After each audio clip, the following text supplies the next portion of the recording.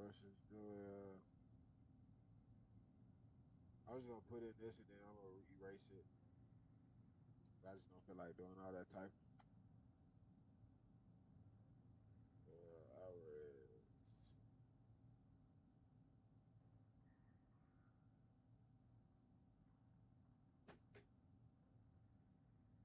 Самый Yeah, ожидаемый the бой Tiger. последнего турнира в этом году.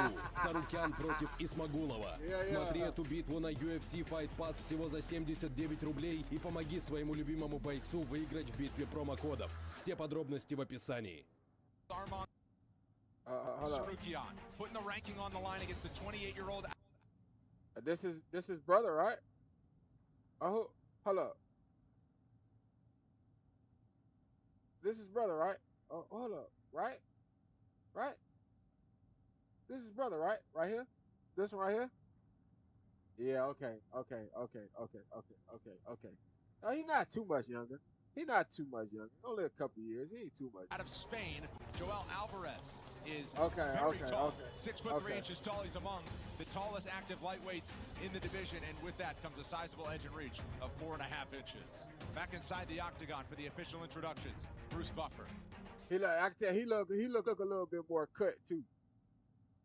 Yeah. That's what confused me. That's why I was like, but yeah, I seen the beard and I was like, yeah, okay, yeah. That got to be the brother. That got to be different build. Totally could tell. I instantly when I see him, yeah, he got a different build to him.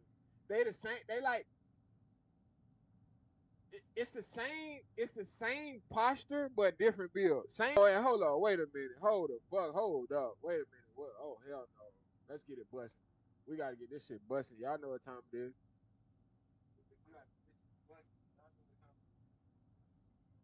I ain't gonna lie, he flipped his ass. I ain't gonna lie. Boy, he flipped his ass. Holy shit. Damn, he flipped him. Hold on. Literally made his ass do a literal flip. Literally. Like what? Like what? Like what? Okay. Okay. Oh, hold up. Oh yeah. Okay. Like what? All right. Hold on. Hold on. Now, this is what I want to see. What I want to see is now. What I want to see is the ground and pound still the same, or does he got a different? You know what I mean? Is his approach a little bit different? Is his style of fighting a little bit different? As if this fight does take place primarily on the mat, yes. Now, cause his brother, boy, your ass better not make it on that ground. You ain't getting back up. You're fucked. You're anally. You're fucked. Sorry, doesn't want to try the arms like Chimia. How do you correctly say his name? How they say it? Chimia. I forgot how they were saying it.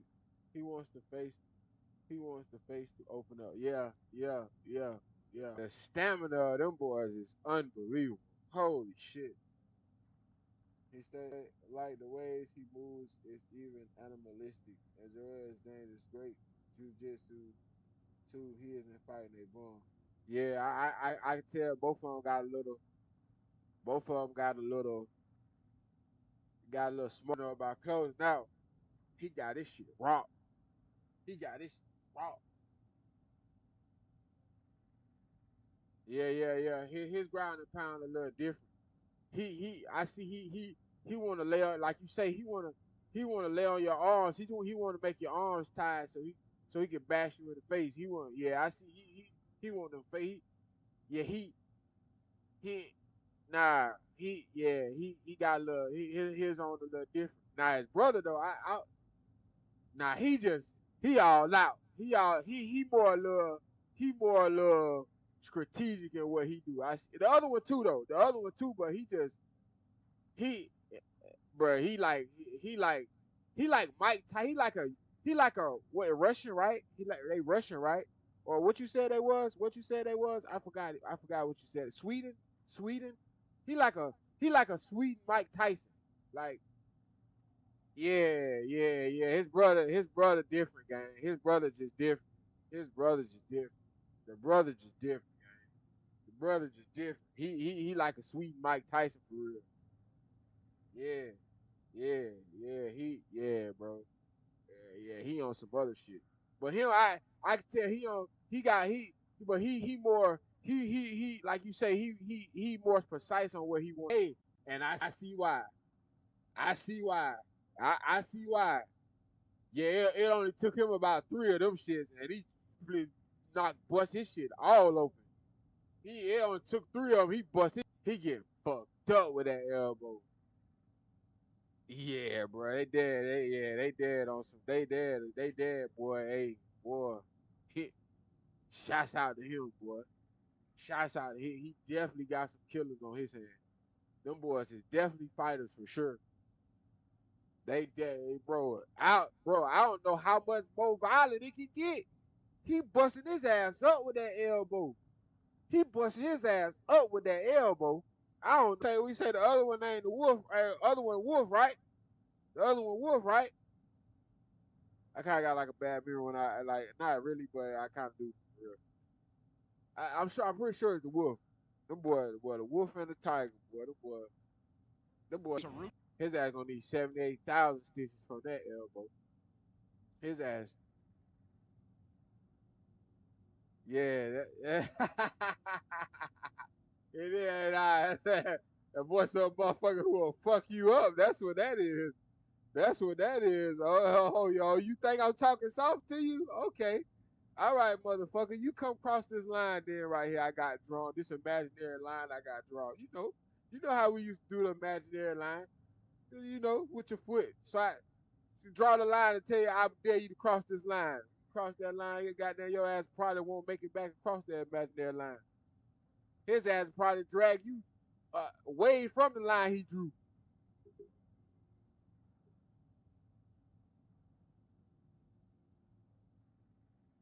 Yeah, he fucked up. He fucked up. He fucked up. He fucked up. His ass, nah, they got a little something, man. They got a little something. They got a little something, bro. I like it. I like it. I like it. But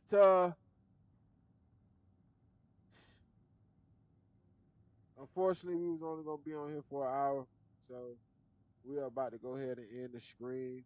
I will record because I'm not done today, so I just take a little break, man. I take like an hour or two, hour or two. I take like an hour or two break, man. I probably record something in between time, and we'll get back. I just feel like streaming today. I don't know why. I would go longer right now, but I've been on here all morning, y'all. I've been on here since like 7. We streamed off like YouTube for like almost 2 hours or some shit like that. Um, and then I kind of had to do some other stuff, some merch shit. I had to open the link will be dropping. The store is open on Shopify. So, merch, which is keychains, couple keychains. I think like 2 coasters, they all test drops too, y'all.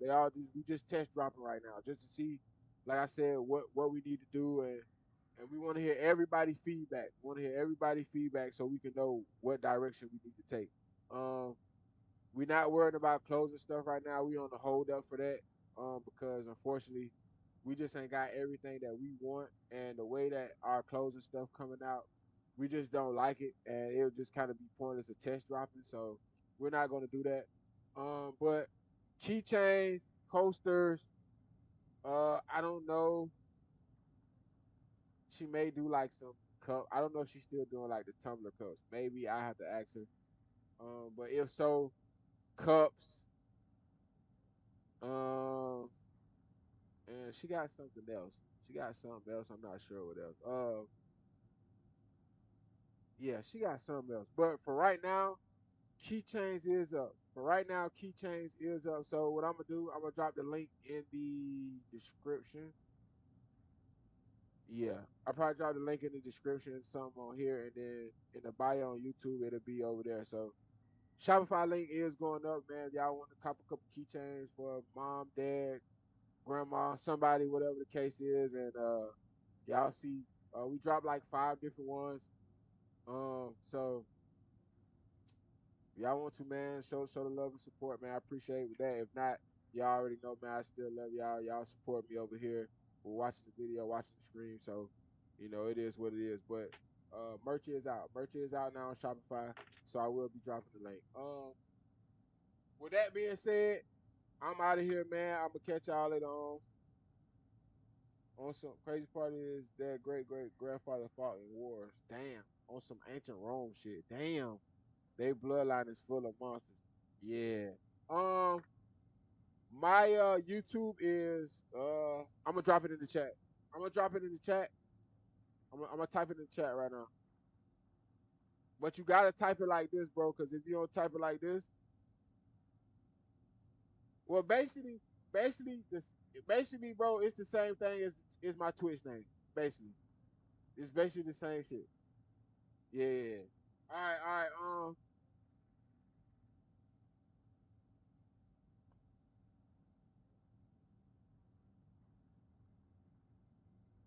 Yeah, basically it's the same thing as Twitch. Same thing. It's two channels, but the one from if you use my Twitch name and like copy and paste it on YouTube, it's my main channel. The other channel is my second reaction channel. But the one with 4K, I think it's like 44.3 subs or something like that. That's the main channel. So that's the one that the link gonna be on. But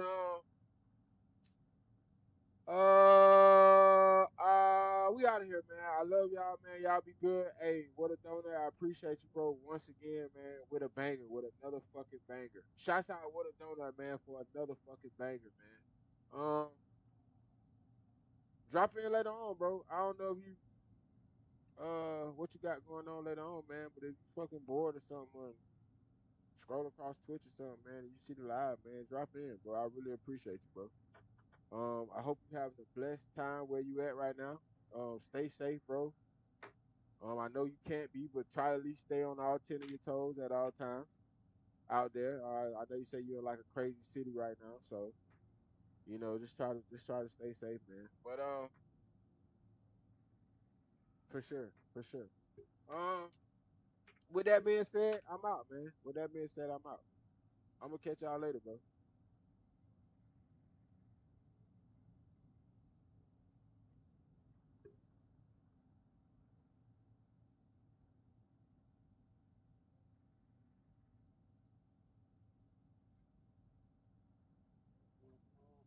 I don't know what time it is. Unseen angles from UFC fighters 326.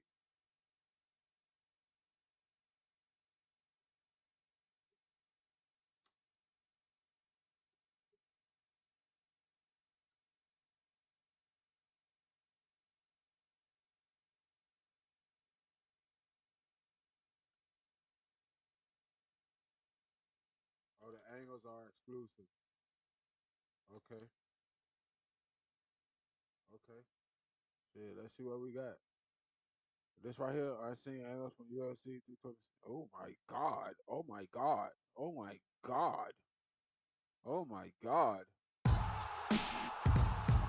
Something.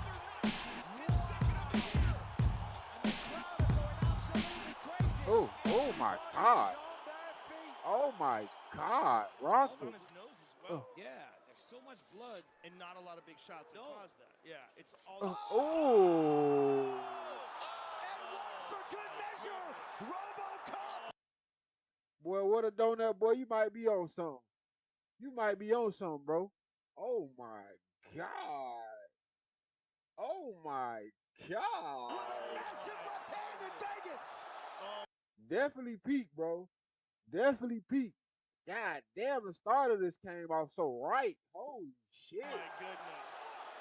Oh my goodness. Come on, Well, man. Let's that go. last hammer fist was certainly unnecessary. But why did the ref jump in there and stop that? Right. My Yeah. God, he got it there. Not the fight. Yeah, he has to keep That's fighting. how you get in there. He should have not allowed him to take that last Yeah, that punch. last shot was that crazy. was unfortunate because that left hook. Yeah, that last shot was fucked up. That last shot was fucked 20 seconds in the round. up. Okay. Herzog taking a close look here. Oh!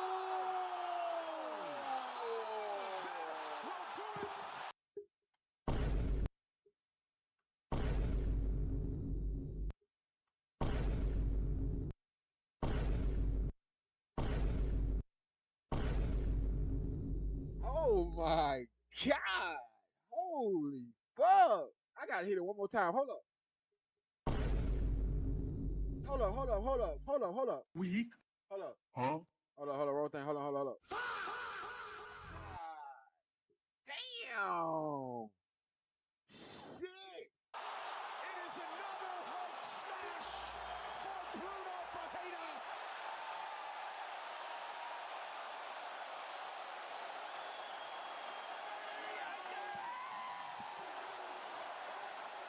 It is tough to live up to the hype when you have the resume of Bruno spin. Ferreira. He continues to do it. Right on the jaw.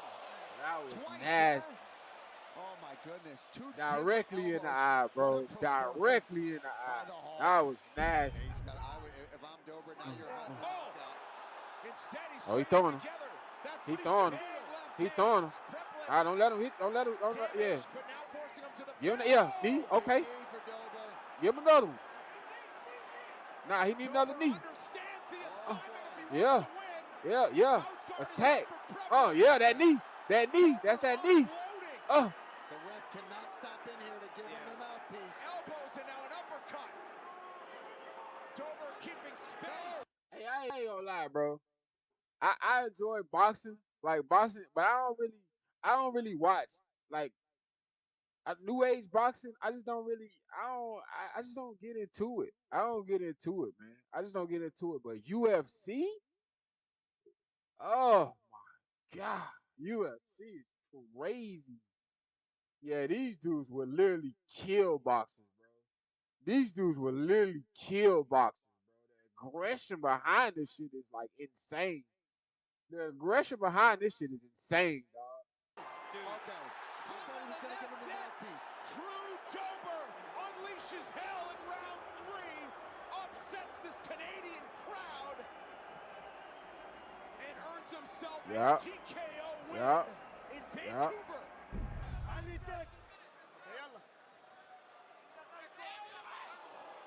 Nice counter. I like the counter.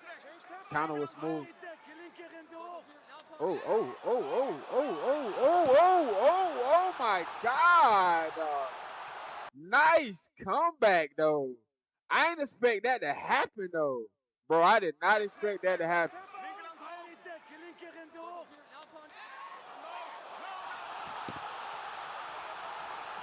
He swung up out of that shit.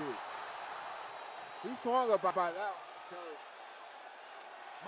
Yeah, like on some barbarian shit, right? Like some straight caveman shit. Like on some straight caveman shit, bro. I love it though. It reminds me a lot of what the shit that Kimbo Slice used to do. It reminds me of that shit, just on a legal scale. You know what I mean? That's why I fuck with UFC. Here enjoying the moment, and rightly so. Gets clipped there, fires back, right, left doesn't connect, swings with the right hook. That's clean. That's on the button. That is all she wrote. What's it called? Bear fight knuckle or bare knuckle fighting or some shit like that. A couple more punches as well, just to make it even sweeter. Michael Johnson once again proving, 38 years old, he's still got the goods. Still got it. Man, you just saw the ferocity at which he landed. Yeah, he that came extra about ground out. pound, how much he wanted to go out Yeah, there that's and it. show But bare everyone. knuckle boxing. Bare knuckle boxing. That's it. Yeah, it remind me. Yeah, but it is. Yeah, it's very sloppy fighting. Yeah, it's very because there's no professional in that shit. There's a whole bunch of hood boogers and fucking rednecks. You know, there's a whole bunch of rednecks and hood boogers. You know what I mean? So it. I'm still a contender in this division. Hey, bro, I just being honest, bro. You know what I mean?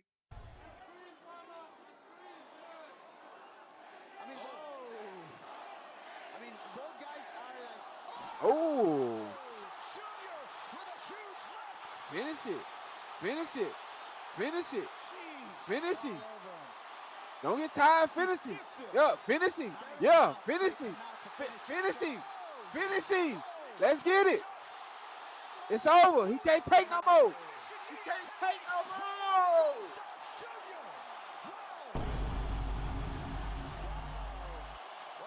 He 18? He's 18? God damn it, I like it. I like it. I like it. Damn, man, just turned 18? I like it. I like he got a small figure, but I mean, I guess that's his weight class, so I mean, yeah, he gonna do something. Yeah, he gonna do something. Hey, as a matter of fact, I think I know exactly who that is for sure. I think I was looking at something about him probably a few months ago. He started fighting when he was 16. Yeah, bro. So you telling you, man, you know what I mean? I wish I had this type opportunity at that age, man. You know what I mean? I had a lot of opportunity though, but I was just doing some other shit that I wasn't supposed to be doing. But anyway. The moment when we start with the exchanges, Raul Rosas was able to connect the better punches. This kid can crack. We know he can choke and grapple Daniel Cormier in stunned silence down there. You got to be kidding me with this kid. 18. Hey, look at him now. Hey, look at him now. I bet his ass won't get bullied no more. I bet he won't get bullied no more.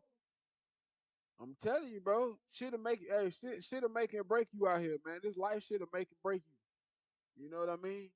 This shit get real. But motherfuckers who be goofing around and all that goofy shit. Hey, man, you goof off if you wanna. Your ass can goof off if you wanna. Unbelievable. Look at his mom. She's so filled with emotion.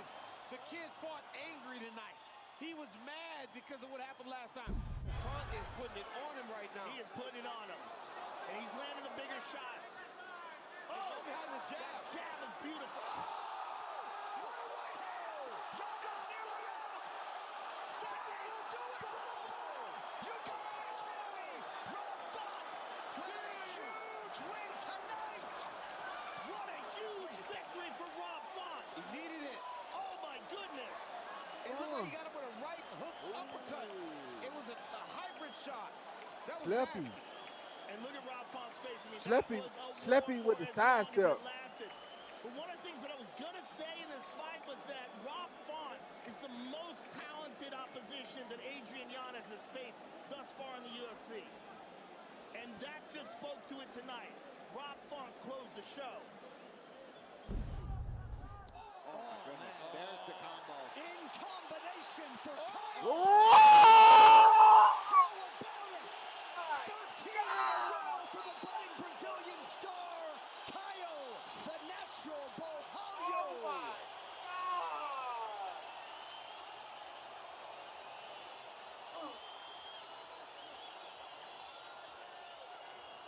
Yeah, he went to go grab for it too. Made his ass do a fucking split.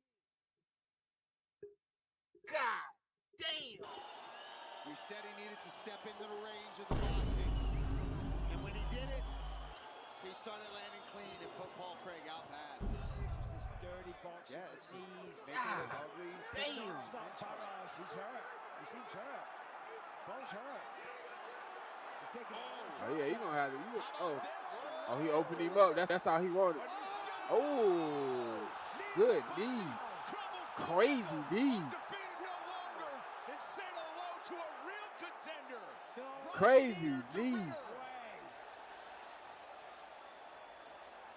Took this moment for himself. That is a massive win. Needed to go deep in fights. 5 straight wins, all of them finishes. The latest one coming in the second round. And that body shot there that Oliveira just threw. Look for him to throw that a lot. He was on Instagram. If you follow, you see him. He's been working on. Get up, get up. Get him up. Over with. Over with. Don't touch me. Don't touch me. This guy continues to get it done. Yeah. And the crowd are going absolutely crazy. My word. Everybody is on their feet. Yeah, this shit get crazy. Hey, this shit get crazy, bro. Hey, shouts out to you for the vid, man. Shouts out to you for the vid. I'm gonna shout you out for the vid. When I post it on YouTube, I'm gonna shout out to you for the vid, man, and shouts out your name and shit, bro. For real.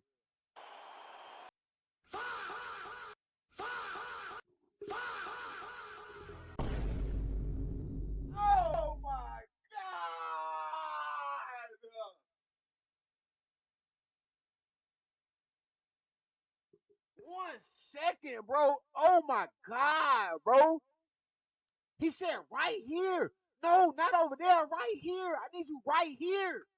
Oh my God. I kept telling him, come over here. Right here. I need you over here. Oh my God, bro. Bro, speed is, bro, that was crazy. Yeah, he could have definitely stumped on his head for sure. That was insane.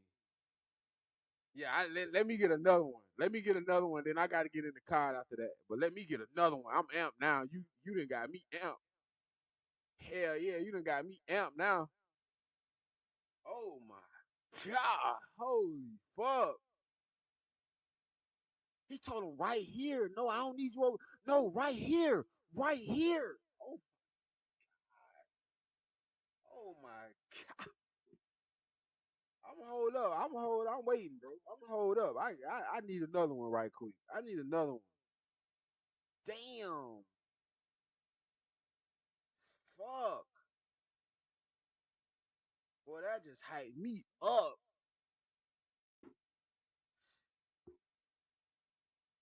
Man, that was crazy. That was crazy. Oh, let me check this shit right here right quick.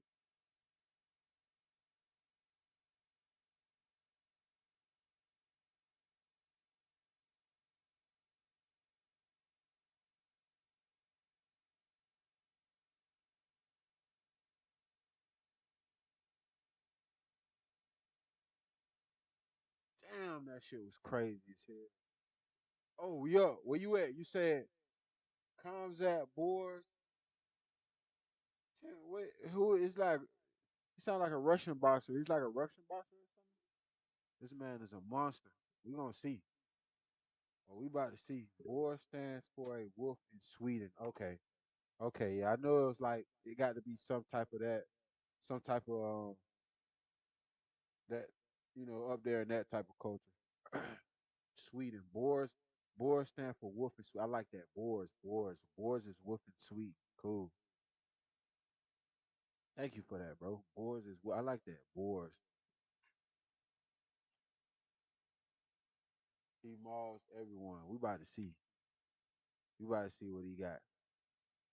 Should we do like a highlight or should we do like a knockout or what should we do?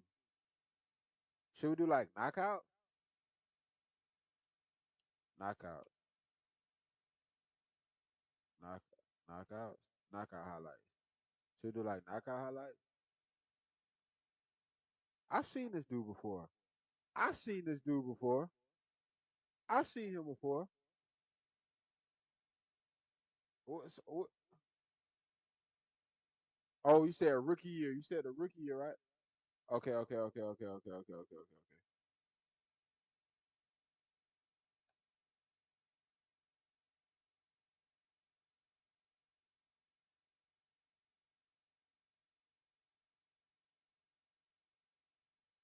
Where is that?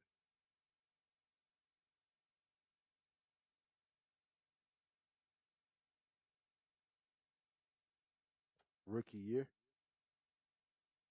Rookie year. First one. First one. We doing the first one. Yeah, the first. All right, bet. Nah, I think I seen him before though, for sure. I think I've heard of him before for sure.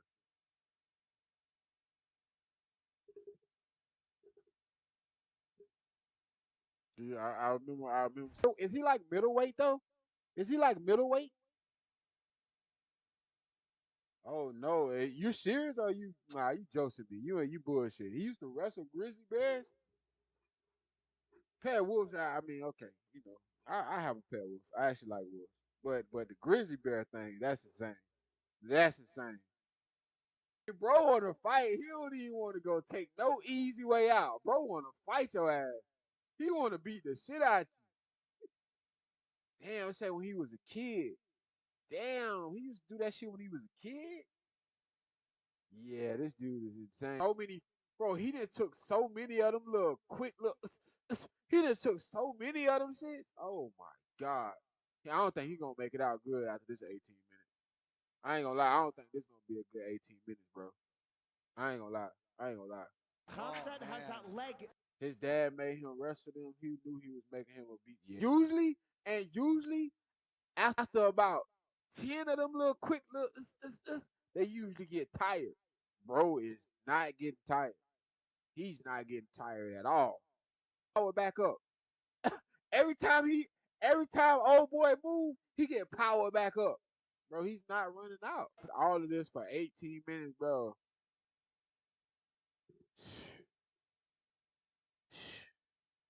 Well, you might need to rethink. Okay. So it's several clips in this one little clip. Okay. Yeah, cause I'm like, it's no way he gonna take this for 18 minutes. No way. No, he getting his ass laid on. There's no way he ain't playing with his ass. There's no way he fixing to take this for 18 minutes. Damn, and hey, ain't he a boxer now? Isn't he a boxer now? Or he still do UFC?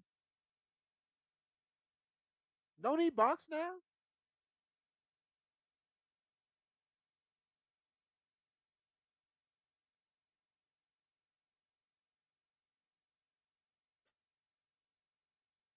What a donut. We ain't got you here no more. What a donut. UFC. Okay. So he's just the same shit. You know what I'm talking about? bro act like he bro act like he damn near in the cage with a couple wolves and bears for real. Bro act like he in the cage with wolves and bears for real.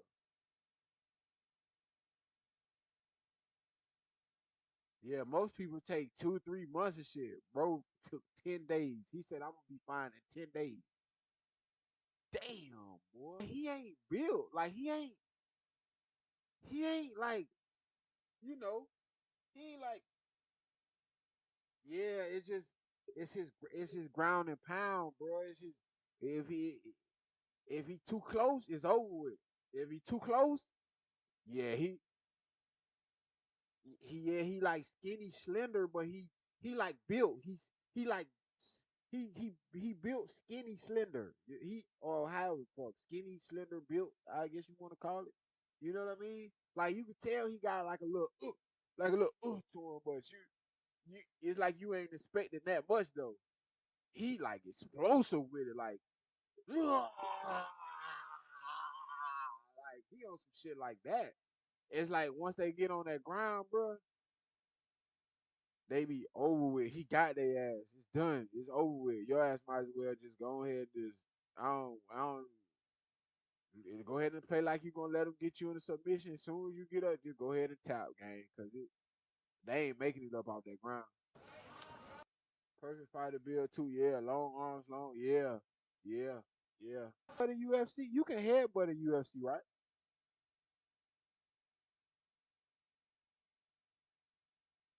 You right. Everybody is the same size on the ground. That's a fact. That's a fact. Oh, you can't? Oh shit.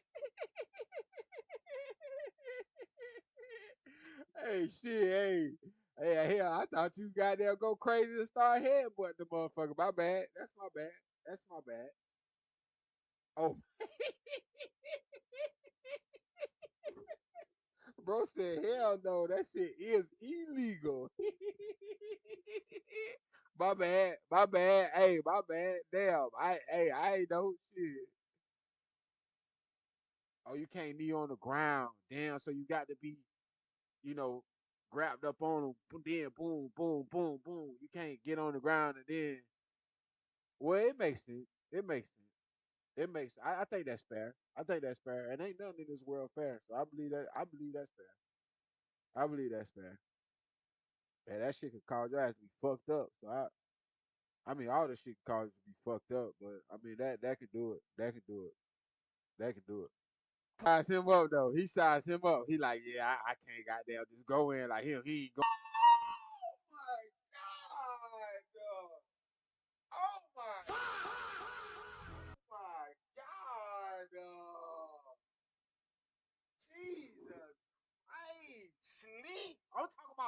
fucking take a nap. Go to fucking bed. What the fuck? Where your fucking pillow at? What the fuck? Somebody get him a stretcher. Come on, man. What we doing? 13 seconds is crazy. 13 seconds is crazy. Check, man. Come on, man. Bro, gotta be stopped. He gotta be stopped. He should be illegal. His ass should be illegal. He gotta be stopped. I mean, right off the bat. Yeah, bro. Hey, you. He got a brother. He got a brother. It's two of them. Oh man. Yeah, you had. Oh Lord, the fucking wolf and the tiger. Oh man, I had to goddamn, I had to goddamn bring out the big guns on them boys. Hell no, you ain't fixing to goddamn beat the shit out of me. Hell no. They say I could do this all day. That's crazy, bro. I ain't know it was two of them, bro. That's crazy, man. Yeah, you just put me on, man. You just put me on. You just put me on, bro. But yeah, I mean we can do it. Hey, I appreciate you for the follow too, man. Now we definitely can do some more though, man. But I was on, like I said, I was only gonna be on here an hour anyway. We done missed the gameplay, so I ain't finna be on here. I gotta take a little chill. So I'm gonna get off here for the day, man. Like I said, the game, I do got the game running right. I did record the video earlier. That was kind of like the second screen. So it will be out probably, ain't no telling when I'm gonna make it around to put it out, but it will be out right along with the other screen from today, from earlier. Um, it should be out in like a couple days or so. So y'all want to be on, if y'all want to go to YouTube and check that out, y'all can save it. All right, bet. Yeah, hold on. Let me take a picture right quick. I'm gonna take a picture right quick, and then look. If you ain't doing nothing in the morning, man, come fuck with us in the morning. We'll watch it. First thing I do, first thing I start the stream, bro. We gonna watch it. So if you ain't doing shit in the morning or whatever, come on and fuck with us in the morning, man. As soon as you see the live, soon as you see that thing say live, we gonna be watching the video, bro. That's a fact. I'm gonna start that. That's gonna be the first video of the stream before I play the game or anything. Facts. Um, yeah. So I'm gonna catch y'all tomorrow, man. I love y'all, man. I appreciate y'all for dropping in on the screen. What a donut, like I said, bro. I appreciate you.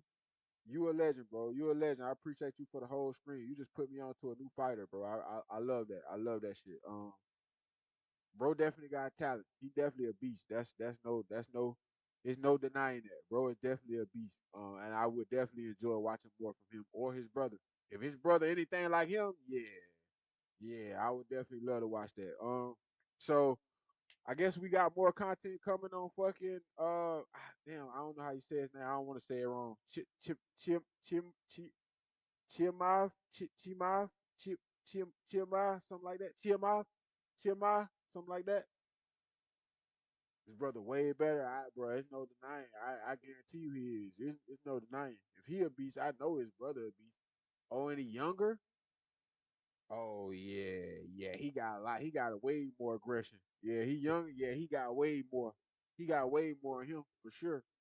Um, but anyway, man, cause I keep yapping. But yeah, man, I appreciate you for sure. Like I said, I will definitely shout you out, man.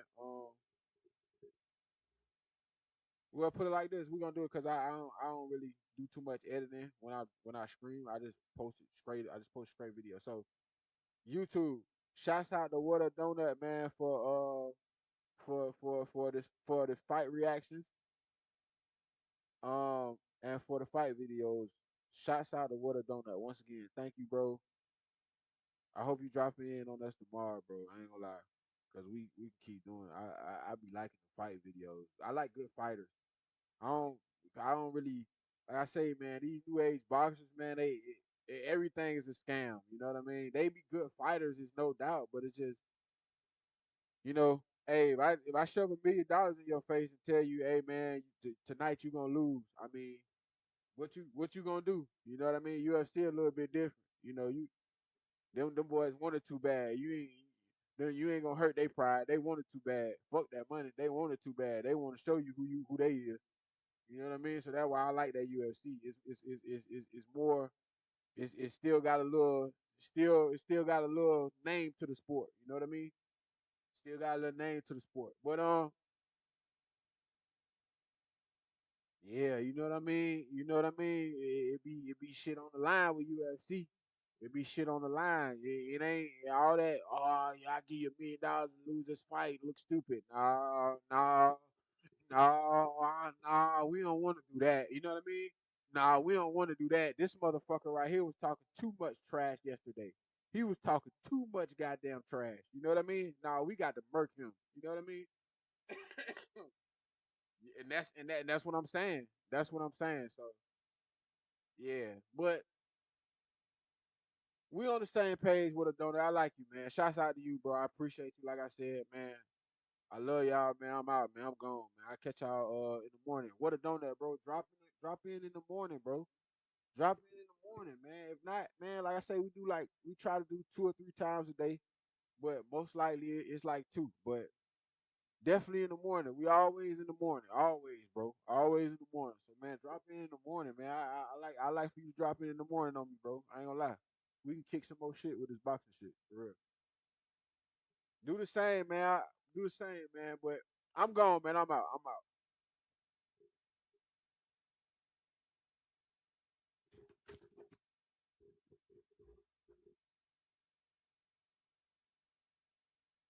Of dangerous hoods all around Atlanta, with a lot of gangs and violence infesting these areas. We ready for whatever, nigga, and we get active like active military duty, nigga.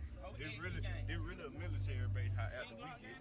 We'll be going over a lot of Atlanta gangs in detail in this video, including where they from, who they beef with, and much more. Georgia's the 10th most populous state in the nation with approximately 8.4 million residents. And these criminal groups most commonly transport a lot of drugs and guns into and through Georgia over land. Approximately 18 miles of federal and state roads traverse Georgia, including 1,240 miles of interstate highways. The nation's 3rd biggest drug bust this year, happening in a metro Atlanta farmer's market. And I want to show you this right here. That is a whole lot of meth. With all of this space, makes way for a lot of different gangs throughout Georgia, including the Bloods and Crips, Gangsta Disciples, LeGrand Familia, Latin Kings, Surrey Nose 13, and Vice Lords. The first gang set we'll be talking about today is the Bloods and Crips. The Bloods and Crips are 2 of the most largest and most violent associations of criminal street gangs in the United States. The membership of both gangs is primarily African American, with this first Blood gang being one of the most popular gangs in Atlanta, which is located and formed in the Cleveland Ave area, which they go by YSL, which they are particularly most known for Young Thug, and they've recently been going through a RICO, including Young Thug. They have close ties with 4PF, Shady Park Crips, 2100 Slaughter Gang, and PDE/4L. They beef hard with YFN, which are also Bloods, PFK/3L, Henchmen/5L. This next Blood set is located and formed in the 1500 block of Boulder Crest Road in the Paradise East Apartments, which is now known as Summit Hill. PDE/4L is a set of SMM Bloods, which are home to rappers like Gucci Mane, Young Nudie, and more. Big PD, big smoke blower, whatever you want to call it, nigga. We ready for whatever, nigga, and we get active like active military duty, nigga. They really a military base how active we get. We got big sticks, big guns, big 30s, big 50, big drums, whatever you want. Why are you sitting right here lying to these folks, bro? This man head capping, bro. He ain't got none of that going on, bro. He is tripping. These guys are heavily clicked up with 4L, 2100 Slaughter Gang, YSL, Spinset, and Young Blue 4L. Their ops is PFK/3L, Hardbody/GF, Henchmen/FL, and Money, Power, and Respect, NPR. This next gang is also located on the east side of Atlanta. 2100 Slaughter Gang is another notable gang in Atlanta, and they are a set of Sex, Money, Murder, Billy Badass, 9 Trey Bloods. They formed on Glenwood that encompasses both East Atlanta and Decatur. Alliances PDE/4L, B4L 1.5, Spinset, Young Blue 4L, and 95 Lifestyle. Their ops include PFK/3L, Henchman/5L, GF/Hardbody, and YFN. Then there's Westside 2100 4Ls, which are also Bloods. 4L is an alliance of Atlanta Bloods and cliques in the city. They also beef with the same sets as Slaughter Gang. Then there's YFN, which is a set that bangs for ABG/Atlanta Blood Gang. They formed in Summer Hill, and currently the majority of the members are locked up for RICO, including YFN Lucci. These guys pretty much beef with everybody, and their only alliance is Hitchman/5L. Then there's a lot of mixed gangs in Atlanta too that have a lot of Bloods, Crips, and GDs in them. This first set is one of the most largest gangs in Atlanta, which is Fam Goon, aka Famerica. Fam gonna do the world, nigga. Hot shit, really hot shit. 12 never stop this shit, nigga. Y'all already know, nigga.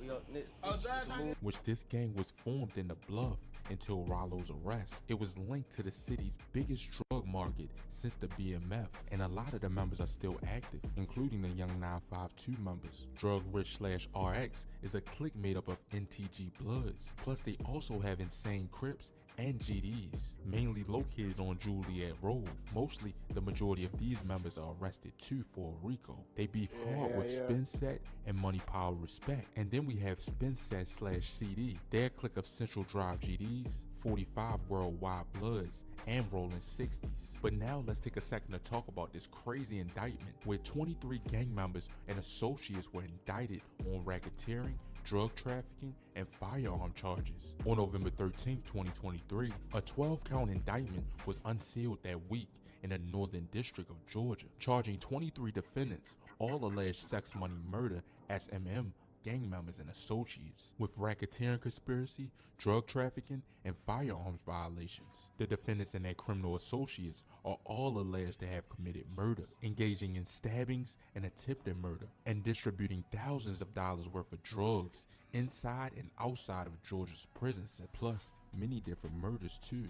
Like this one incident that happened around May 10th, 2014, where 4 SMM members and associates stormed a home in DeKalb County, Georgia, and shot multiple rounds of ammunition into a bathroom, which unfortunately killed a 9-month-old boy. The 9-month-old baby's name was Kendarius Edwards Jr. He would be 10 years of age if he was still alive of today. On March 13th, 2017, at Autry State Prison in Pelham, Georgia, defendant Cindric Perry and another SMM member repeatedly stabbed another inmate on orders from defendant Chase Pickney. And listen to this, on May 10th, 2020, at Hancock State Prison in Sparta, Georgia, SMM members isolated another SMM member in a prison cell, tied him up, and repeatedly stabbed him on suspicions that the SMM member that allegedly violated one of the gang rules. These guys are also allegedly responsible for a bunch of other murders and violent acts. Sex Money Murder is a national gang and a subset of the Bloods gang, which was originated in the early 1970s in Los Angeles, California. Now we're going to talk about some Crip sets in the Atlanta area. 4PF is one of the most known Crip sets in Atlanta. They're known for Lil Baby, the rapper, being the face of them, and they're a set of Rolling 60s, NHC. They formed in the Oakland City area, and they're affiliated with YSL, SPC, and 4L. Their enemies is YFN and Hitchman/5L. Then there's Glock Boy/G6KG. This is a clique of Rolling 60s NHCs that formed in the Thomasville Heights area. Then Shady Park Crips/SPC, which the Shady Park Crips is a set of Rolling 60s NHCs, which they're located in Pointer Ridge/Shady Park. This next Crip set is pretty locked in with 4PF. 110 BNB is a set of Rolling 60 neighborhood Crips that formed on Camp Belton. Like I said, they locked in with 4PF pretty heavy, plus 952/K4K and PFK/3L. They beef with BM5/PRG, Casket Gang, 2727, and YSL. There's many more gang sets all around Atlanta, so I could make a part 2 of this video, so let me know if y'all want to see that. Plus, Atlanta's a dangerous place, and we can go over a lot more about the violence going on in Atlanta. And I'll be dropping a part 2 soon on the worst murders that happen on camera in Atlanta. But that'll be about it for this video. Make sure you like or dislike, comment, and subscribe, and let me know down in the comments what y'all want to see next. And as always, stay blessed and stay well. Yeah, I'm out.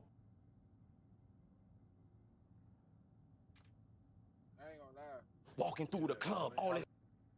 I ain't gonna lie. I ain't gonna lie.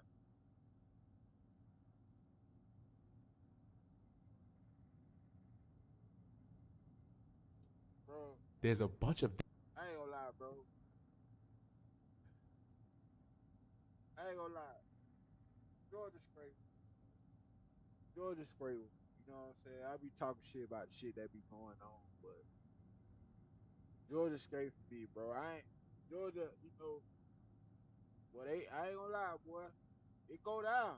It go down, but they ain't on no hate and shit though. You know what I'm saying? Like my city, bro, full of haters, bro. I ain't gonna lie. Full of, you don't even know me. How the hell you talking about you don't like me? You don't even, it just hate shit. Georgia, he ain't like that. Them boys gotta, you gotta either be in a city acting all like you own it, or you know what I mean, or just some shit like that. But other than that, them boys now they getting money, bro. Them boys hustling. Them boys sell water. Them boys candy. Them boys still sell candy. All type of shit. A lot of shit going on, bro. So them boys ain't. So they'll do that to you now. They'll do that to you, but for the most part, I'm saying that to say them boys more hustlers. Them boys, you know what I mean? They ain't on no hate shit. Them boys ain't on no hate shit. You know what I'm saying? So I get that to them. I get that to them. But I ain't know they had all them little sets and shit like that. Acid sets like that. I tell you that.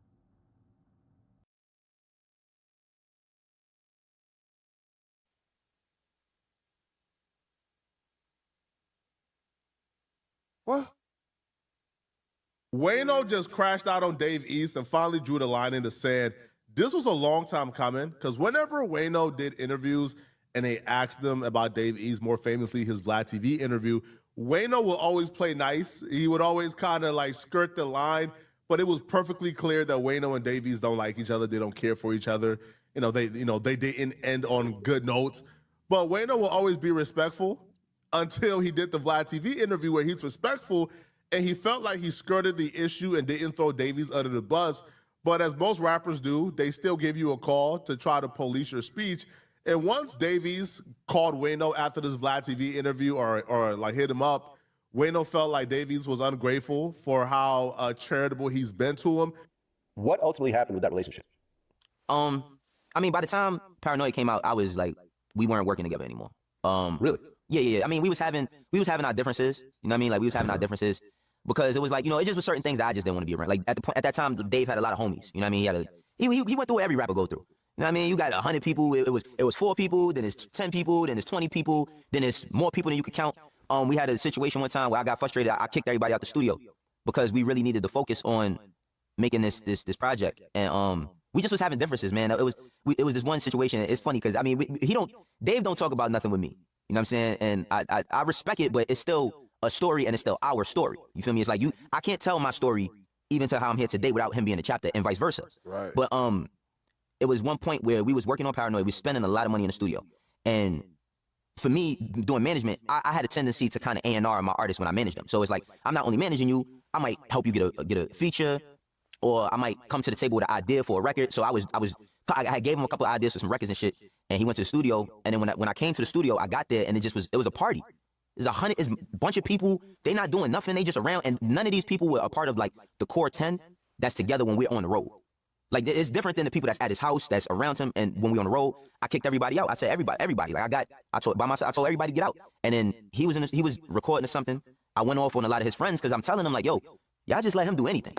Like y'all let him do whatever. Like you know what I'm saying? And I don't know if that might have bothered Dave. It was another time where because I started my management company and I was turning it into a label, I had other artists, but I had called a meeting between all the producers I have, the artists I have, and it was for everybody to have a conversation. Like, yo, listen, Dave is on, like, I got Dave, he's doing this, but I wanted everybody to come together to say, well, listen, y'all seen what we just did with his deal. Y'all need to get on y'all shit so we could get y'all some deals. And Dave had found out I was having this meeting. So when he found out I was having a meeting, I didn't invite him because he never used to come to places on time. So I didn't want to be waiting for the meeting to start and he's not there. So I'm like, he could fall back from this because he was going to be my partner in my label. He ends up coming to the studio. He sits down. And he's upset that I didn't bring him to the meeting, but the meeting wasn't even about him. The meeting was for everybody to get their shit together. But I didn't see no reason for him to be here. you know? And it was nothing to slight him or nothing, but he was upset about that. He was really upset about that. So we started having these differences, you know what I mean? We started having these differences, and ultimately it led to him firing me. Dave East still had a problem with that. He still had a problem with that response. To me, that's like the perfect response. So you know what Wayno did? Wayno's like, I bet. All right? You called my phone and having a problem with me trying to police my speech when I'm respectful, I'm done being respectful. The next time somebody asks me about Dave East, I'm going to say the real. Yeah. And that's what happened, all right? And shout out to this brother, all right? Because, you know, he just happened to be the first person who got the interview after the fact. Because when Wayno was asked about Dave East in this new interview, Wayno didn't hold back, bro. He told the real about Dave East. Yeah. Now, you had a big impact managing Dave East's career. You know what I'm saying? It's people have spoke on like how hard you were going. People say you went overboard, you know, for that situation there. Yeah. Looking back at it now, right? Is there anything that you feel like you would have done differently when it came to that management situation? I would have kept it more business than personal. Yeah, I would have kept it your heart in it, you mean? I would have kept it way more. No, just my relationship with him. Mm-hmm. I would have kept it way more business than personal, because I'm gonna keep it 100, bro. I don't have no relationship with Dave East at all. Zero. No, we don't have no relationship. And just most recently, when I did Vlad's interview, when I spoke about him, one thing, call me whatever they want. Mm-hmm. I ain't a liar. Mm-hmm. That's two things I'm not. I'm not a liar. So when I spoke about him, he hit me and he was like, all that. And I'm like, oh, what? Mm-hmm. Me telling the truth about like my experience with you. I didn't throw you under the bus, which I really can. Mm-hmm. I don't know what camera looking at me, but yeah, I could throw you under the bus. But I didn't do that. And I don't like, the thing is like with this rap, respect the white man way more. Mm. You wanna know why? Because the white man don't get personal with you. Mm-hmm. The white man don't let you in his home and let you be around his kids. Mm-hmm. The white man don't tell you how he feel about you personally or share personal things with you. And when you do that with it, get that. Mm-hmm. And then when they forget that, you forget the foundation of what it was that we built. So yeah, we don't have no relationship, and I don't even kid our relationship with that. Mm. You know what I mean? Because end of the day, I put in a lot of time for this. You know what I mean? A lot of time as far as work, resources, you know what I mean? Because I cared. It was two things. It was, one was this. I was doing management. I had a couple of artists that I worked with that it didn't work. You can feel Wayno's frustrations through the screen. You could literally feel his frustration through the screen. Listening to Wayno talk is one of the main reasons why I would never in my life manage an artist.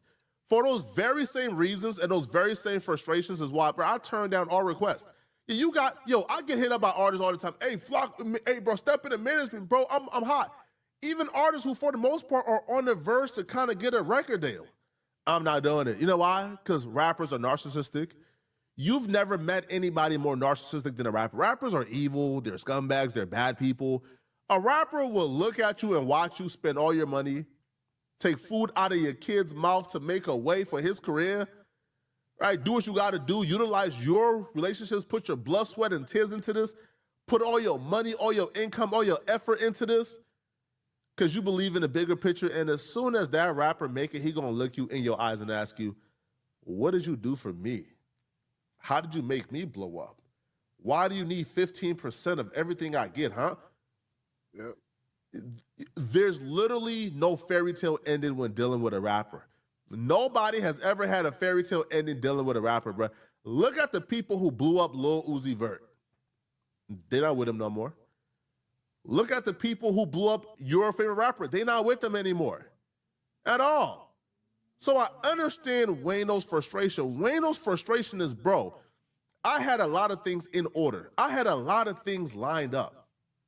I put a lot of my eggs in this one basket, which was Dave East, and it was just like it was successful.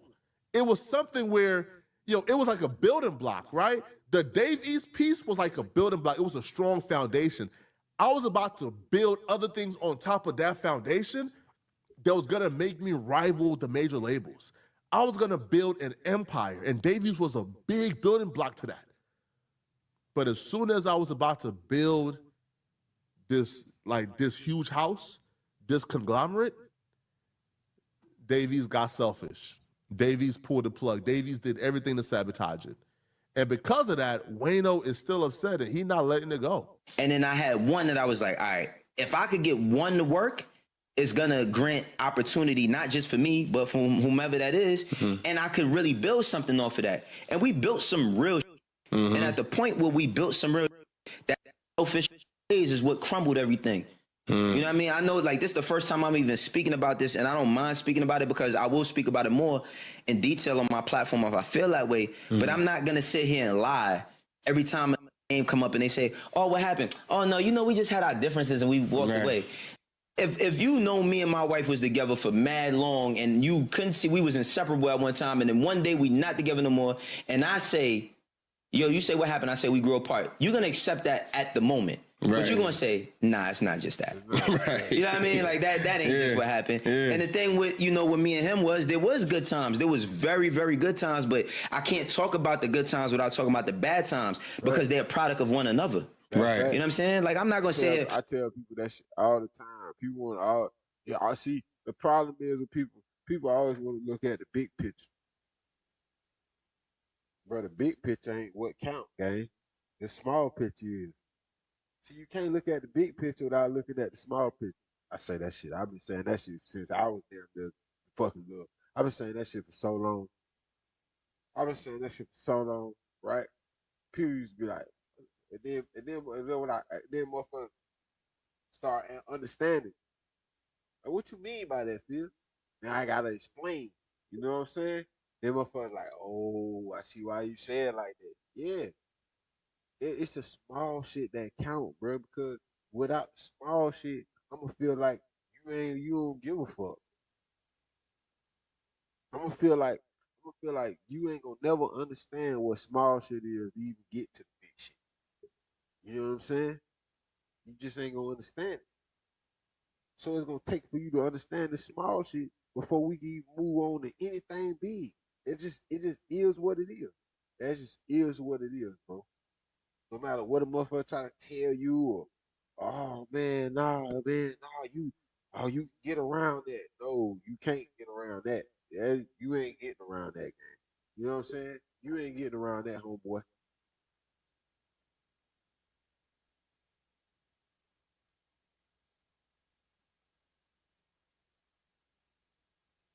I gotta fucking that dog like that won't shut the fuck up.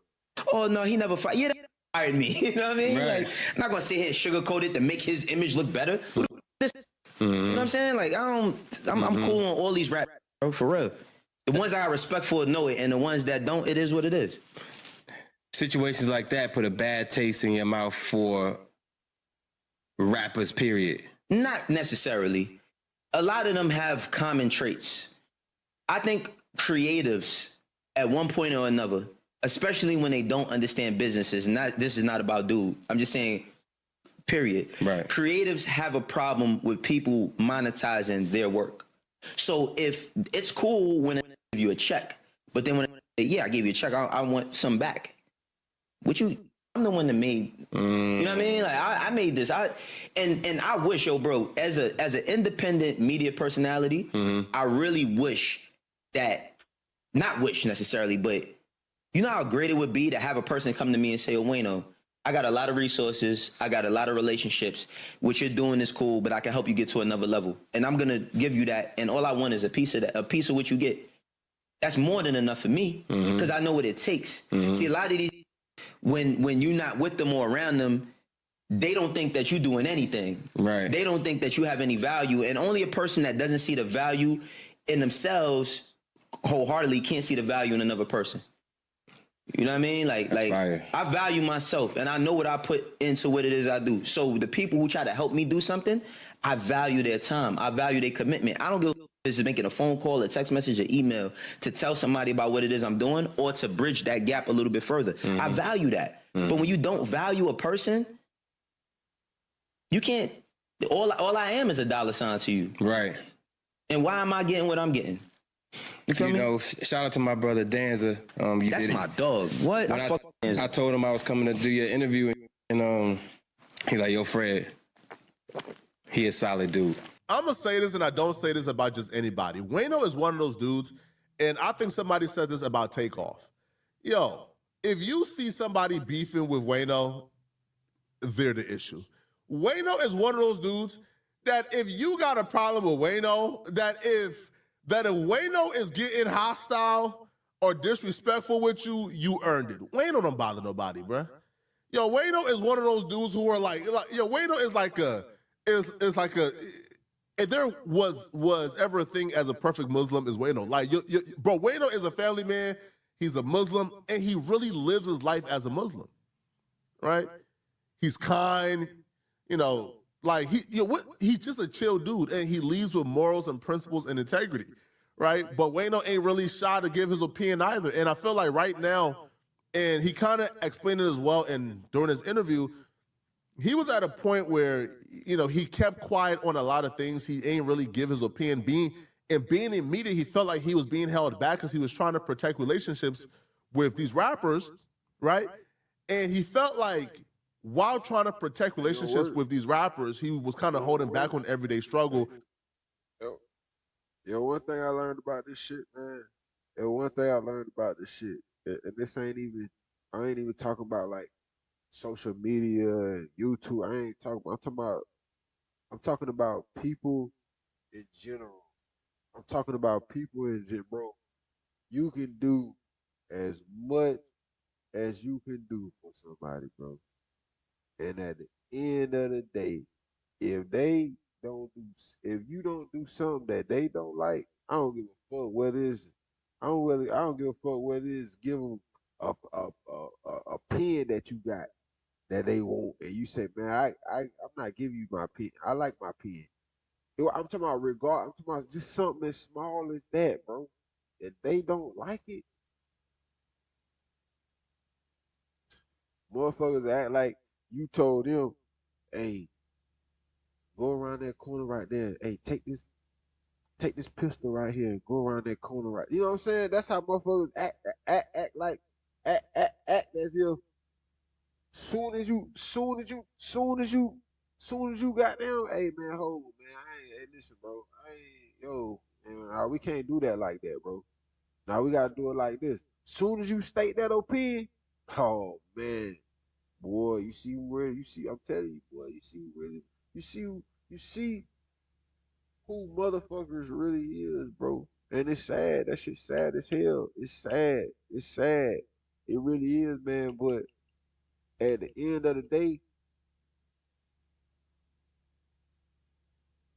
that be you to think, yo, should I keep trying to be cordial with this motherfucker? Should I keep trying to treat them as, oh man, this my cousin, man. I love this. Oh, this my auntie, oh man, and all this shit. You know what I'm saying? Like,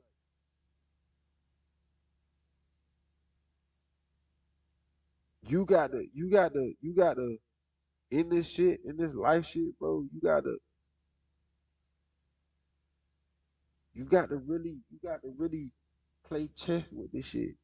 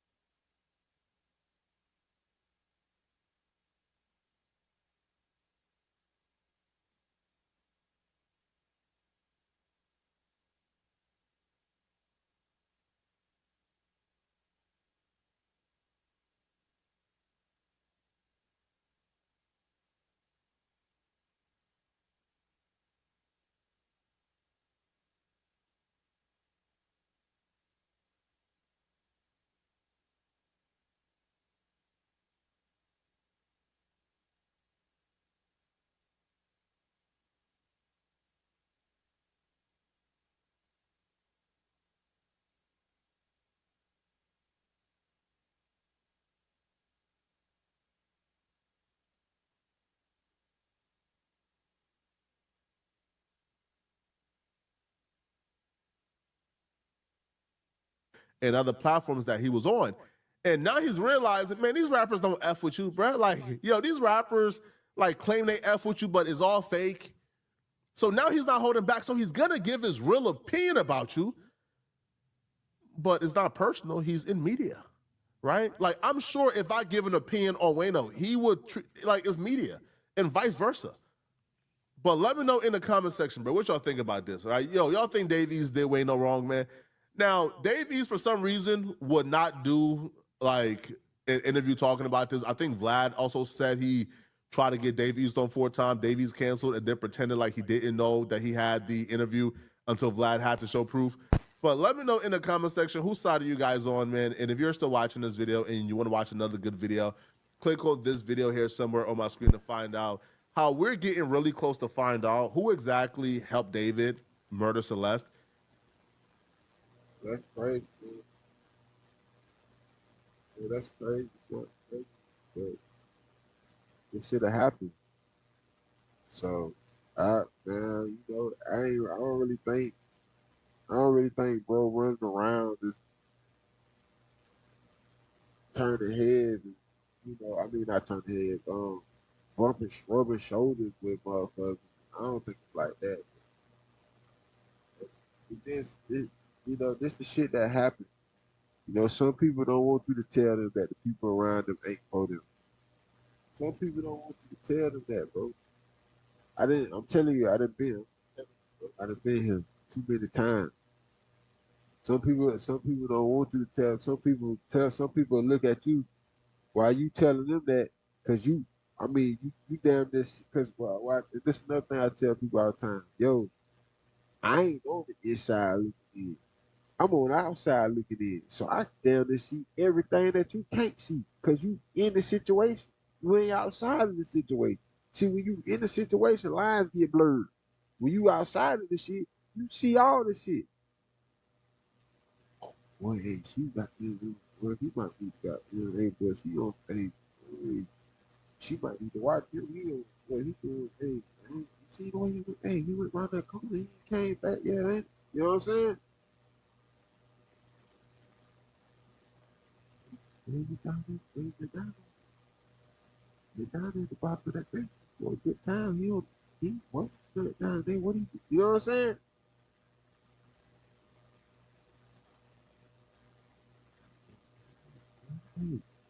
Hey, hey, boy, she ain't got there with the gun, boy. It been a while since they been in there. What they doing with the gun? Damn, hey, boy, hey, hey, what's going on? She ain't want to ride with you, goddamn. Your people feel like it, goddamn. Why she ain't want to go with you? Why she go with you all the time, man? You know what I'm saying? You got it. Yo, hey,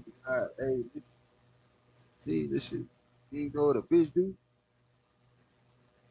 I ain't talking about female. I'm talking about human. You know what they do? Oh, you don't know what you talking about. Oh, you crazy. You know what I'm saying? Get the fuck out of here. Man, I see this shit with my own eyes. How the fuck I see and hear this shit with my own eyes.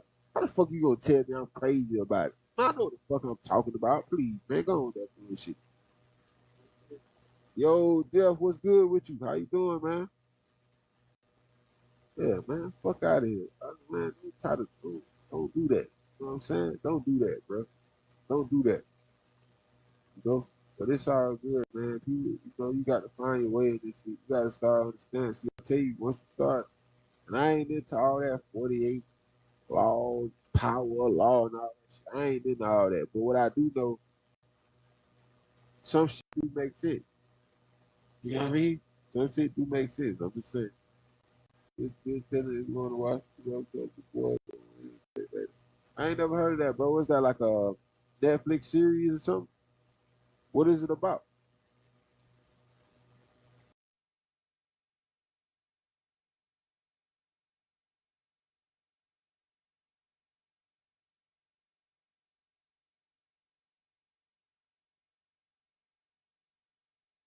It's all on camera.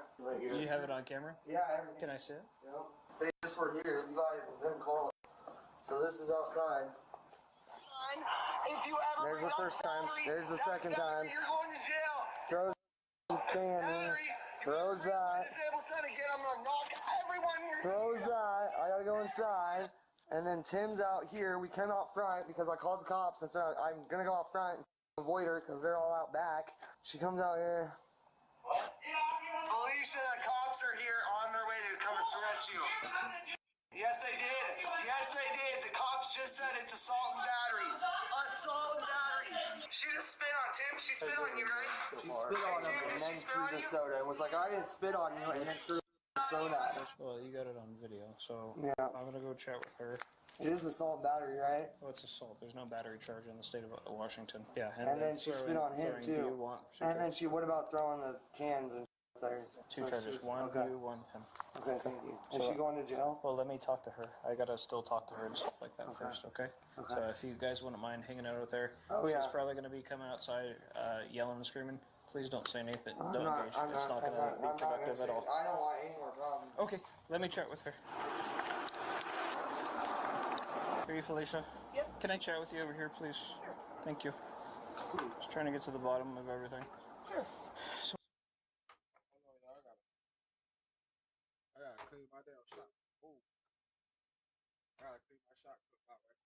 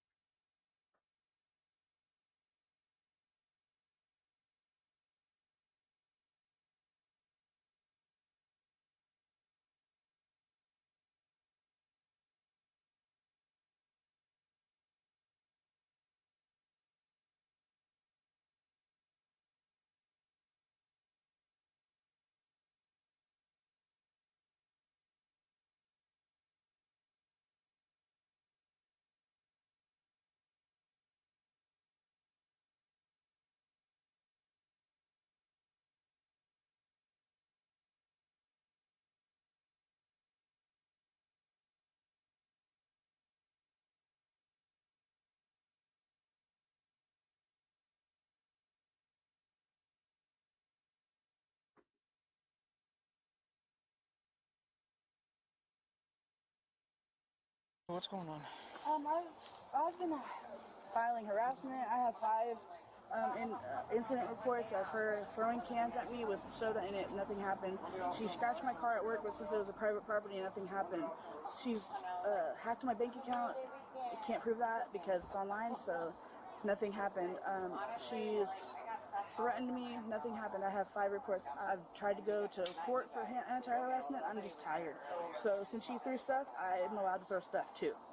If she didn't get in trouble. So that's what I did. I did. Okay. Did she throw stuff then? Or? Yes, there's proof that it's right here. We have it on camera, and he said it wasn't illegal. And then recording. Oh yeah. Well, they just said it wasn't a crime. Yeah, they said it wasn't a crime, so that I'm just doing my rights because I'm tired. I've tried to do the right way, and nothing's happened. Okay. So I'm gonna do everything that she's doing because it's not illegal. And if I don't do that, I'm gonna go crazy, or I'm gonna beat her ass, and then I'm gonna go to jail. I just want to take a look at the video. Oh, no problem. I'm my brother. I'm gonna go get him right now. Go get him, your brother. We'll be sitting here waiting for you and your brother. You talk all that on the day he's not here, you dumb. She comes outside, records, and antagonizes. That's what she does.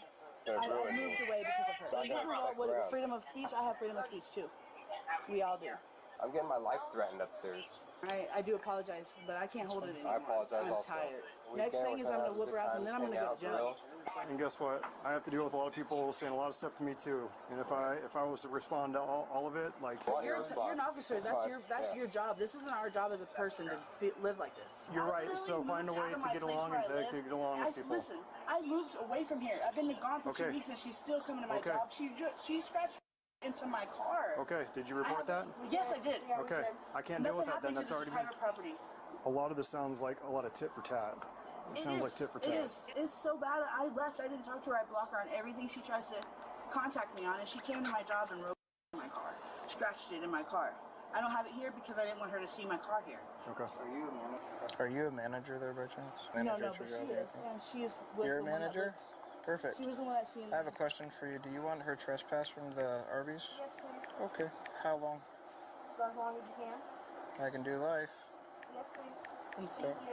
So she did this, and then you guys called. Is that what I understand? Yes, I was at work when it happened. I went out to my job. I went out to my car. I was at work that day. Can you stop interrupting and go back inside?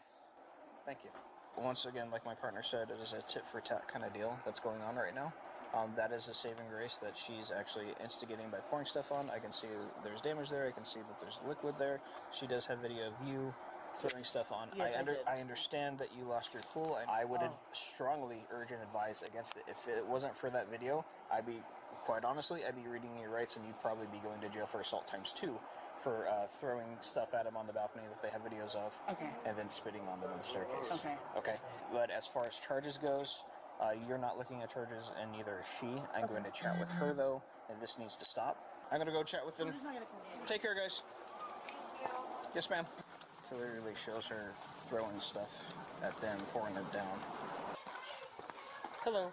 Hey, I need your badge number and his, because that's a definition of assault. It's a arrestable offense. You're not doing so. I'd like your sergeant here. I can call my sergeant, but I have video of you instigating it. But I'll call my sergeant. I do. I'd love to see it. Okay. You didn't see the beginning of the video when they actually instigated it, but okay, there was multiple parts of that video. I don't deserve to be assaulted. Your department's mishandled playing my cases. I need your badge number because I'm filing a lawsuit with your department, and you both are going to get in trouble for this. 592310, Deputy Christensen.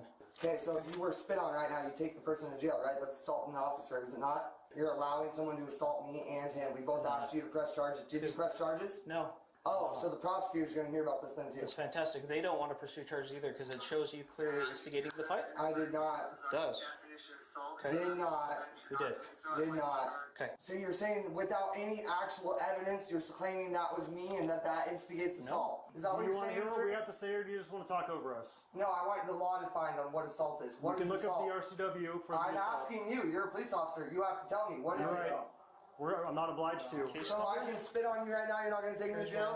Please be my guest to do that and see what happens. Oh, so here's the threat? That's not a threat. That's Call not a threat. Detective Boomer. No. You yelled at me out back. Was that lawful? No, you're not allowed to do that either. Just so you know. No, you're not. Because I already told you not to engage with them And when I I was wasn't outside. And engaging. you were. Yes, you They're were. lying on my name. I was engaging with them. Goodbye. I'm telling you that I didn't. Goodbye. Okay. See you later. Yep, sure thing. Sweet standing at the If courthouse. anything happens... Court's closed on Monday. Yeah, court's closed on Monday. Oh, okay. If I have to come back, you possibly could be facing charges. If you Quit before, falsely threatening me. Yes, I've you never... have. No, ma'am, I haven't. I've never met you before in my life. Okay? Well, you're a horrible police officer. Thank you. Thanks. Have a good day. Yep. Keep talking. Is it related to this whole fiasco? Okay. Like, it's constant. Gotcha. But they are making it unsafe for my kids. My kids don't feel like safe. 100%. Both parties, I would imagine. Absolutely. Yeah, Like, okay. they're both absolutely wrong. 100%. I'm Fair to assuming my you brought kids. this up to the manager's attention? Yeah, and he knows. Like, Okay. it's not. Is he home right now? No. I don't know what happened out here earlier, but from my incident today, both were in the wrong. Both the neighbor upstairs instigated the argument. The neighbor downstairs retaliated. So this is the second time the cops have been here just today. Oh, I know. Because they're. Yep, I'm aware. They're so crazy. If I get involved, I don't want them to retaliate. She already said That lady, over there she's are like, you want to throw hands? You want to fight me? You want to do that? I said, no, I just want you to stop. Thank you. Like, you're making my kids feel uncomfortable. You Well, see, but earlier today, it was just Jasmine that threw the water down, and they said that they couldn't do anything because the neighbors below them were like, what do I do? And I was like, all you can do is call the cops. Like, I'm calling the cops. And I told them over there, from what both videos show, both of them are throwing water on each other and claiming assault. How many times do you have to get called before something happens? When is enough enough? And that's what I was explaining to her. Like, the way the courts work and the prosecutors work, video is king nowadays. If it's not on video, if there's not a credible witness, it's a she said kind of story. I've been here for many, many years, and this is the first people that have made my kids feel unsafe. Gotcha. Hang on. All right. Okay. Thank you. I appreciate it. Hang on one second, I'm looking up something. Yeah? I heard her clear as day come at me just now. So yeah, she's gonna go to the jail for disorderly. Hello. Jesus Christ, why are you guys back here? So at this time, you're under arrest for disorderly. Are you insane? I have my kids here. I have to talk to my kids Put your first. hands behind your back. Stop. I'm a restaurant. Are you kidding me? Don't even tense up right now. Are you kidding me? Please. Oh, wow. I'll be out tomorrow. What happened? I mean, what happened? What happened just now? What happened? Just now. Gotcha. Hang on. All right. You're okay. Thank you. I appreciate it. Hang on one second. I'm looking up something. Yeah. I heard her clear as day come at me just now. So yeah, she's gonna go to the jail for disorderly. Hello. Jesus Christ, why are you guys back here? So at this time, you're under arrest for disorderly. Are you insane? I have my kids here. I have to talk to my kids Put your first. hands behind your back. Stop. I'm a restaurant. Are you Stop. kidding me? Don't even tense up right now. Are you kidding me? Please, I'll be out tomorrow. Get my dude. Stop. For what? Stop grabbing your hand. I'm not Let go. grabbing anything. You're grabbing your hand. Dude, my kid's gonna freak out, Misty. Don't want anything else for my kids. Tuesday, I'll be out Tuesday.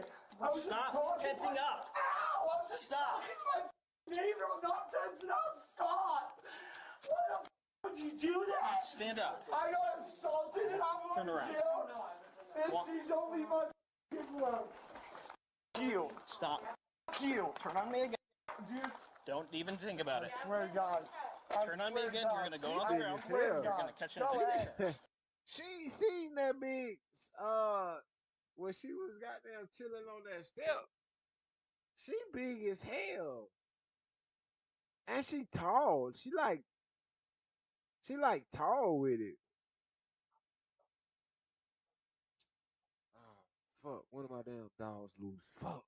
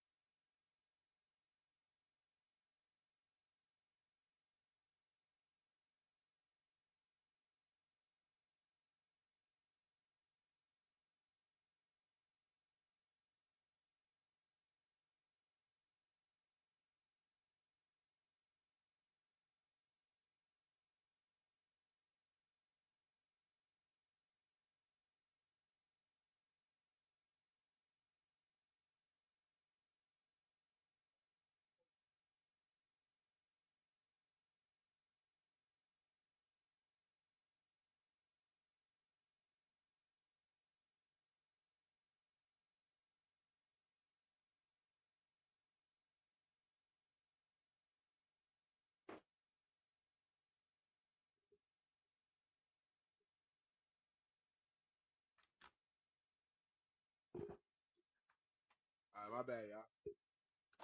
Please, you. Get the f me. I can walk to your car, dude. No.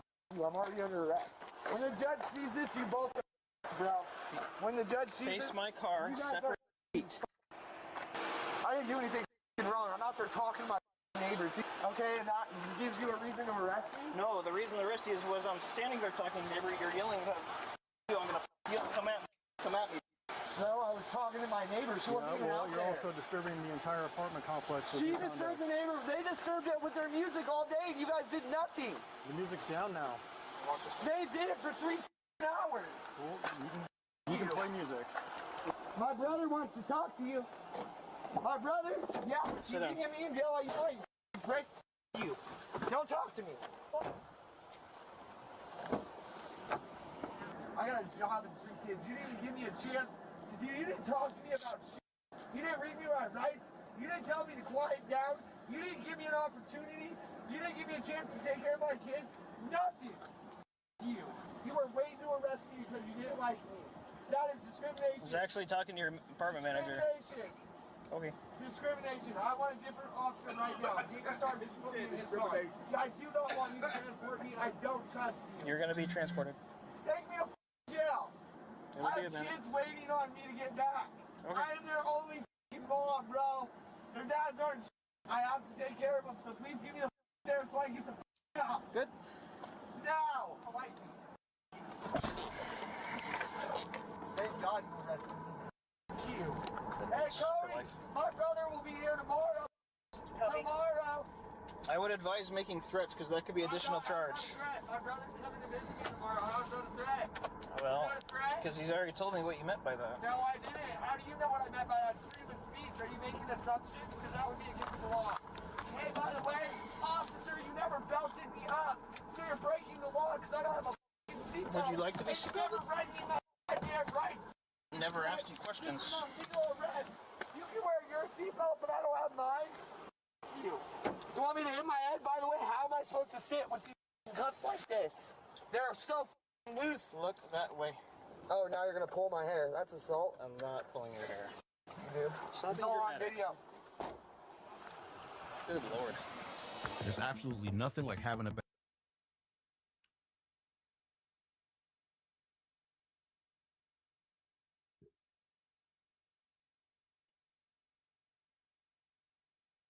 Y'all already know we go peanuts with.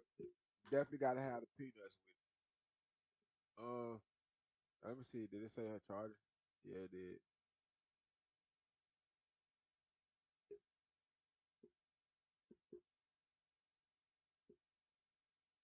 Bro, what the fuck?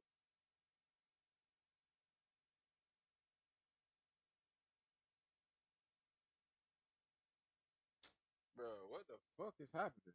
Bro, what the fuck is happening? That shit about to piss me off. The fuck? Bro.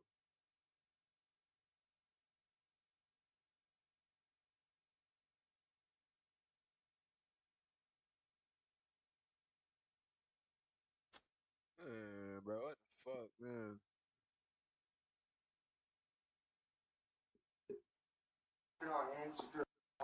It's all on camera. Do you have it on camera? Yeah. The fuck out of here. Jasmine was charged with disorderly conduct. She's innocent unless proven guilty in a court of law. Alright, you got a little disorder. How did this rapper go from this to this? We're gonna get into this troubling story. What's up, y'all? So I used to listen to this artist a few years back.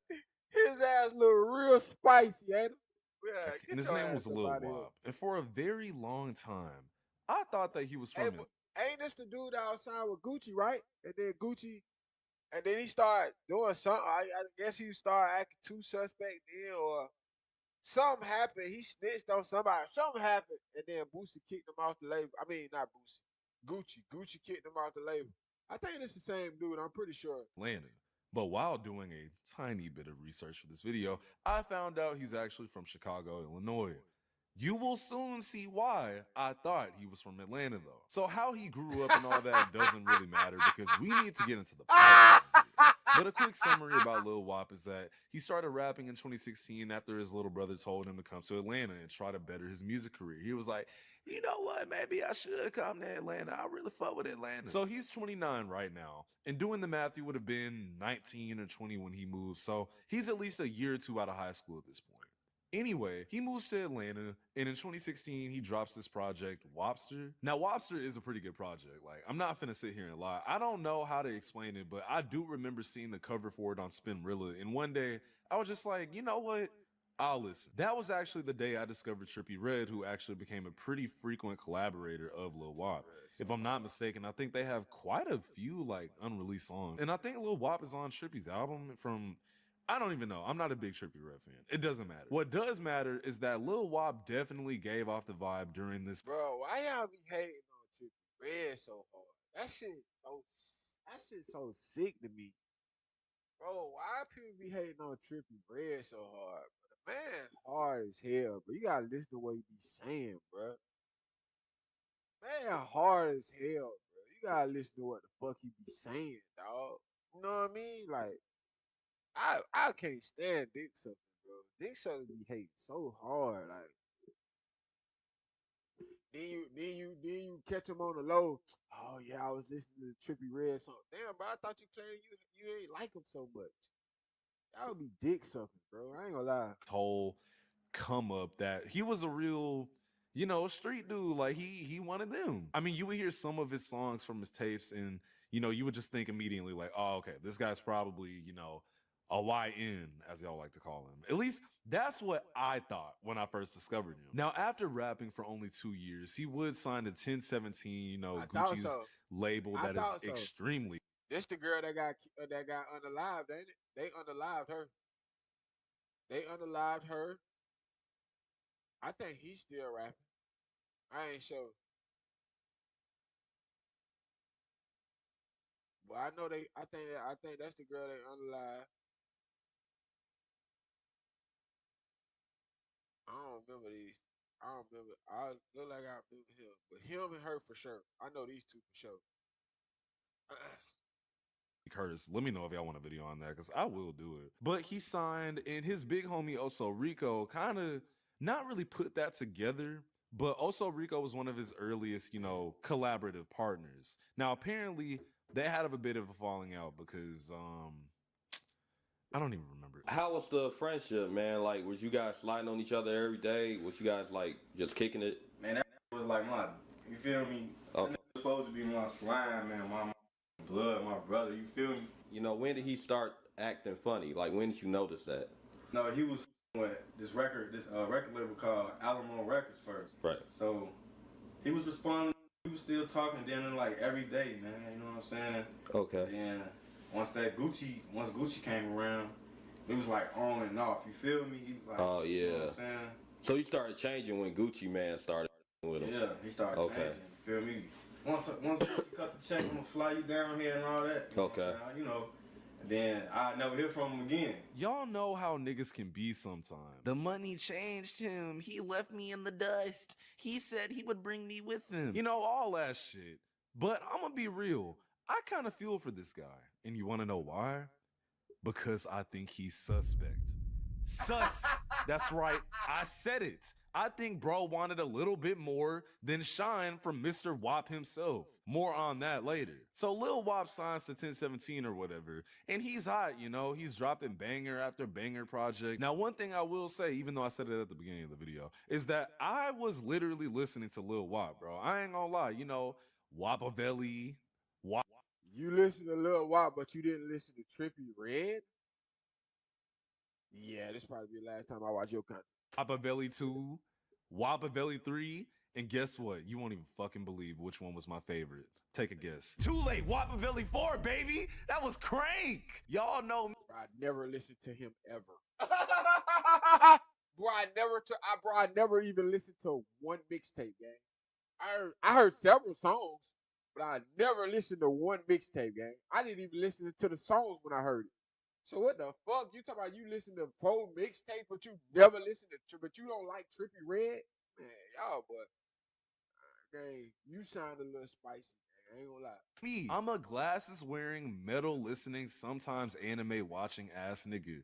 But I am kind of a hood nigga or whatever. I mean, I did kind of grow up in what society would consider low income housing or whatever. But I'm not a YN, okay? I've never been in a shootout or anything like that. But listening to these projects made me feel like I had ops that just didn't even exist. Okay, WAP was hard as fuck, especially when he was working with Digital Nas, who truly needs way more shine. Digital Nas is one of my favorite producers of all time. Anyway, though, so a few years later, I want to say 2022, Lil WAP has been signed for a minute, and I think at this point he actually wasn't signed anymore. More on why later, but Lil WAP had been signed for a minute, now he wasn't, and one day, randomly this picture gets posted on Instagram. Yeah, yeah. Now I want y'all to. Now I ain't seen it. Bro said I'm bisexual. I like guys and girls and this whatever. That's Trippie Redd right there. That's Trippie Redd right there. Yeah. Now I seen this picture, but I never seen this. I never seen the caption. Remember what I was just talking about, how his music is very street coded, definitely talking about robbing, killing, swerving, you know, all the nigga shit that street niggas rap about. So seeing this picture, like I remember being on my phone and just randomly seeing it because I followed him. First thing I did was unfollow that nigga. After that, I was like, I thought he gotta be hacked. But this was when AI couldn't really make pictures like this, bro. So like, I was like, holy shit. Bro, AI wasn't even around. Bro, when this was going on, AI wasn't even around, gang. Yeah, this is my last time watching his content. Bro, AI wasn't even around at that time, gang. This is real. Like, this is him. Then the fucking caption, bro. Quote, I'm bisexual. Gang, this shit was like 20. Bro, this was like 2017. This was like 2016, 2017, I think. Let me see. Because I might be wrong. AI might have been around. Let's see. Because I might be wrong. I might be wrong. AI might have been around. When did Lil WAP come out? Okay. Rapper Lil WAP came out. No. When did he come out as an artist? February 15th. Okay, yes. Explains why. When did he sign? Okay, right. That's what I said. Lil Wop sounds eventually called the ear of Gucci himself, who signed Lil Wop to his label 1017 Eskimo in the summer of 2017. Bro. I know. Trust me. I know, gang. All right, now, when did AI come out? When did AI come out? Or start? Let's say start. When did artificial silence? Well, okay, we know that it was since back then, but when did it start get popping? When did it really start to get popping for this generation, this era?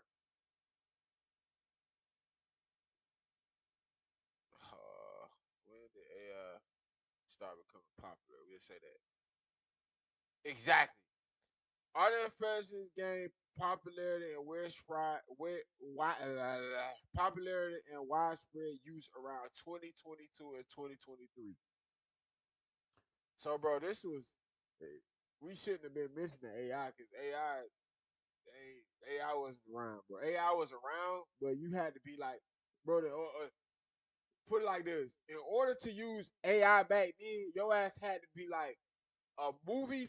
You had to either make films like movie films, not content film. You had to make either movie films or you had to be uh uh um like a real digital editor or like a movie editor or a film editor or you get what I'm saying? Like you had to put it like this. You had to actually have that that technology and that sense of coding and all that shit for AI back then. You know what I'm saying? We motherfucker, we didn't have no goddamn AI. You know what I'm saying? So yeah, this probably my last time watching, bro. I ain't trying to be no hater or nothing, but I'm just saying, bro. You gonna talk about something, bro? You gotta speak about the right shit, gang. I like guys and girls. It's whatever. With the with that emoji. Bro, I was in a PS4 party or some shit, and I just remember out loud going like, what the fuck?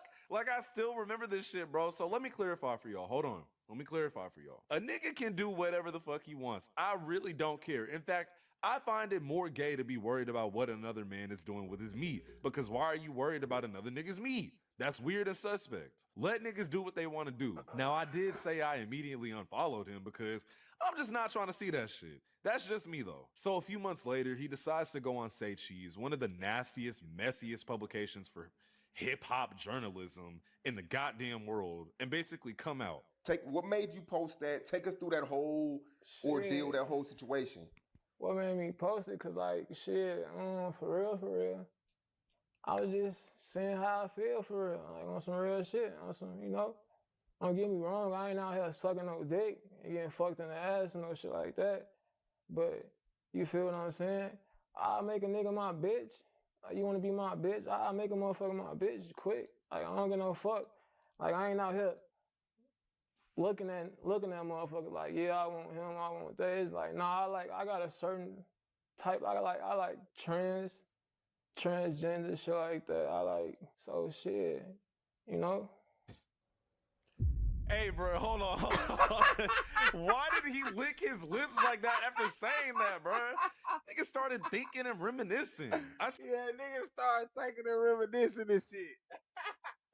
Nah, bro, he is funny though. Bro, he is saying some funny shit though. Still can't believe this is real, bro. My fault, y'all. So anyway, yeah, he comes out, and I'm gonna be real. A lot of people weren't super happy about this. It's not that everyone was like, oh wow, Lil Wop, we hate you because you're suspect.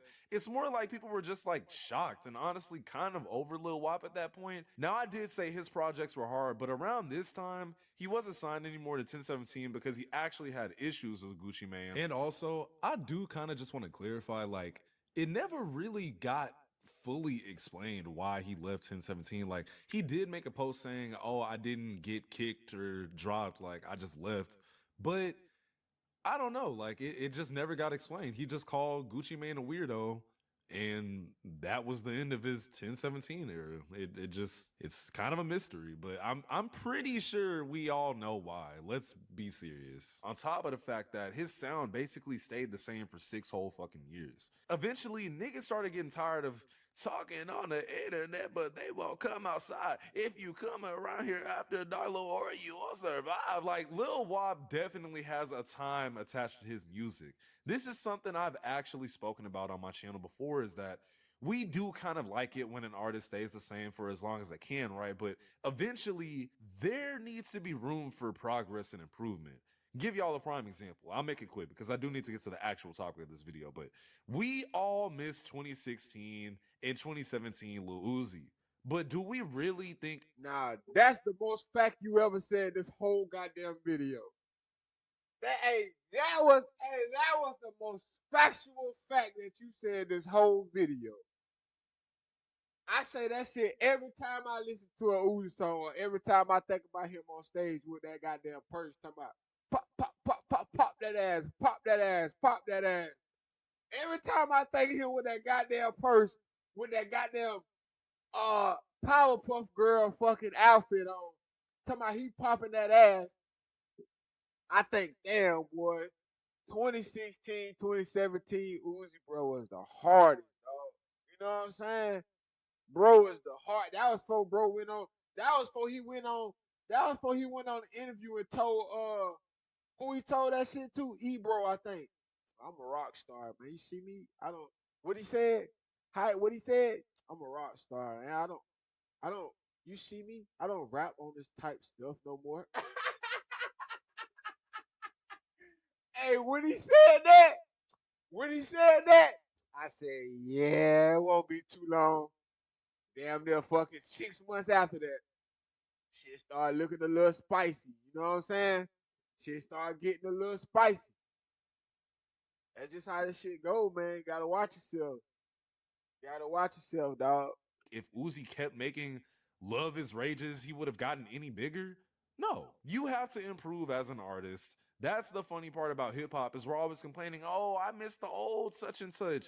But if they kept rapping like that, you get sick of that shit. And with Lil Wop, niggas got sick of that shit. In turn, he basically fell off. Now, I remember reading the comments other than the hacked shit saying, oh, he's trying to revive his career by pulling this stunt, which at the time, nobody knew this was not a stunt. This was this was dead ass Lil Wop. And honestly, it only got deeper from here.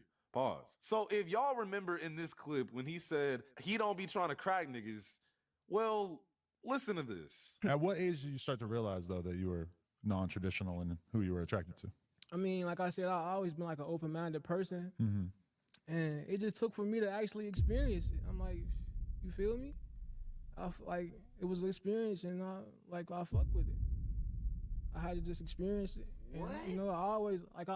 Oh, you thought that was it? Check this out.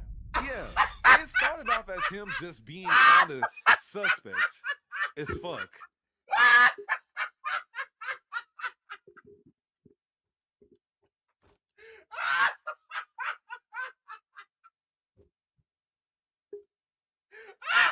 Hey, hey, hey, hey, hey.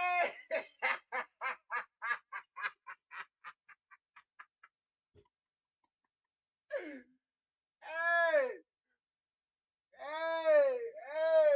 hey, hey, nah, I might gotta watch some of your content, bro. Hey, you funny as hell, bro. The way you threw that in there like that was crazy, gang. That was crazy, gang. That man got his ass tooted up and his face out. Ah! Hey, he went from, I mean, I'm not out here trying, I like what I like, man. It just is what it is. To his ass being tooted up and his face out, gang. I'm telling you, man, this shit. I'm telling you, man, this shit wild. I'll tell you. I told y'all, boy. You know what I'm saying? Boy, I lived in Georgia. Boy, I done lived in Georgia for a little minute, gang. I done seen a lot of shit. I done seen a lot of shit, gang. I done seen a lot of shit. I done been around a lot of different people, bro. I done been around, hey, listen, bro. I done been in spaces where people, Negroes specifically, who you don't even think they are Negro. Understand what I'm telling you, gang? Trust me, they got money to do this shit. So don't come out here thinking that just cause you see the one that you could tell is man's that it motherfuckers ain't got the money to really look like a woman, gang. Don't come out here thinking that this that. Cause your ass will definitely be like him on the picture with your ass out and with your ass tooted up and your face out, gang. You know what I'm talking about? Your ass will be on the picture like that. Trust me. Trust me. Trust me. You know what I'm saying?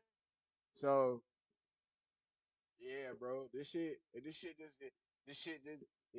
get spicy like that, man. This shit get spicy like that. For real. You know what I'm saying? That's why I say, man, you got to watch yourself, man. You got to understand one thing. People as humans, as a race, man, y'all got to start understanding, man. All money ain't good money, bro. All money ain't good money, bro. You gotta understand that. You gotta understand that. You know what I mean? Or how he went down there faking and playing around the people down there in Georgia, and he thought this shit was a game. And then he got a little taste of what he wanted for fame.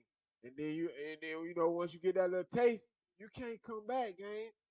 I mean, you could try to mask it and hide it from all the other rappers and all this for too long. Well, at the end of the day, gang, this shit come out. This shit come out. Your ass will be on there with your ass tooted up and your face out. just like he was a second ago. You know what I mean? It's just that simple. But now he's fully on that end. Like, that's the most I can say without losing money. And I mean, like I said, bro can do him. I don't care. I still listen to his old music occasionally. Now it's just. That's how I know you a hater, though. That's how I know he a hater. You listen to a man with a fucking with his ass tooted up and his face out, but you talking about you don't listen to Trippie Redd. I'm fully aware of the kind of nigga he is, so it just low-key don't really hit the same. I'm sorry, y'all. Let me get to the point of this video, though. So just about 3 years later, a video was surfaced of Lil Wop getting arrested. Prepare yourselves for public gooning. That's right. I said it. I'll say it again. Public gooning. Yep, this is our winner. Sit back down. Sit down. Sit back down. Sit back down. Up and down. Which part do you want to sit down? I'm just doing my thing, bro. What's wrong, dude? I don't have a problem. You're up here masturbating. Your pants were down. No, I just saw you. I'm on the pill. I'm not going to raspberry. Stop reaching for shit. I'll reach out for stuff, okay? Stop reaching for stuff. Without reaching for anything, do you have an ID on you? I said without reaching for anything, do you have an ID on you? You really need to start paying attention. For sure. No, seriously, for sure. I got you. No, you don't. I got your license.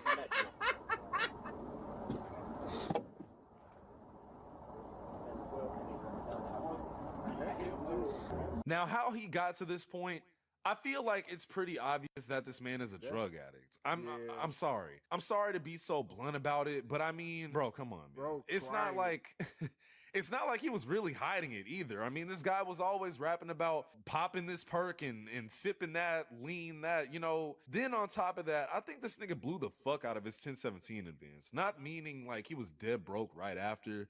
Maybe not even right now, but like he made the extremely common mistakes of not investing his money. Like me personally, if I got an advance from a label up front, I'm buying studio equipment for the crib. But sometimes when you get a lot of money really quickly, you don't really know what to do with it. I mean, correct me if I'm wrong. But I feel like Lil Wop with the Wop went down the wrong path. Now, I do need to clarify again, there's nothing wrong with what he chooses to do in his spare time as far as being, you know, Wapiana. But the gooning in public shows me the old Wop we all knew that seemed to be a soul snatcher. Well, he probably is a soul snatcher, just in a different way. I don't know, man. I mean, I hope the dude genuinely gets some help. It seems like he is down terrible. And I mean, look at this picture. Like, looking at this guy, you can tell, like, he's really thinking about everything. I mean, he doesn't even look the same. It's sad. Yeah, bro, anyway, same at all. I'm UVXCX. Stay off them drugs. Later. Sweat like Vogue, young L tryna crack the code. And I'm about to fuck your bitch in this road. I'm in a fast side wood run away from GSP getting gone. Slick. I just did a whole new drill with this pole. I got some fine shit. Oh yeah, this bitch two-tone.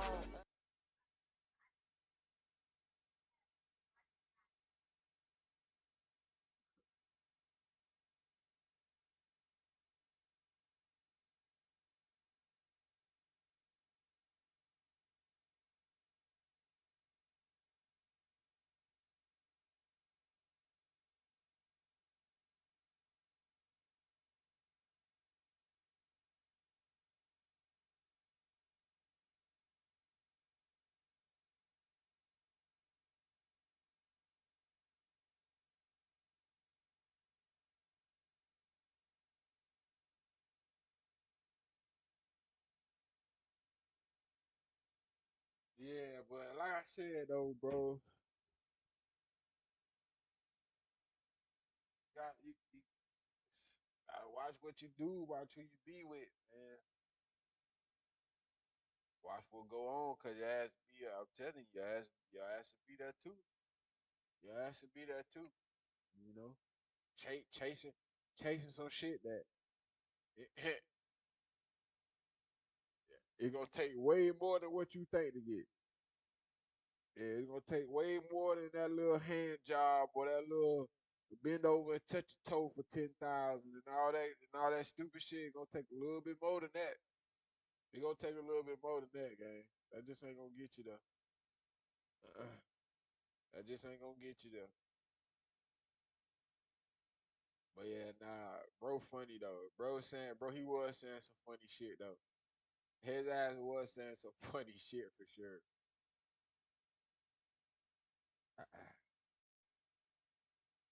In 2020, we witnessed the explosive rise of millions flocked to the site with hopes of getting filthy rich. By 2024, the company hit the absolute peak, becoming a multi-billion-dollar empire in the span of a few short years. This success was built entirely on the backs of creators lured by the promise of getting wealthy while taking control of their own bodies. With endless celebrity faces endorsing the brand, convincing young women to join was like taking candy from a baby.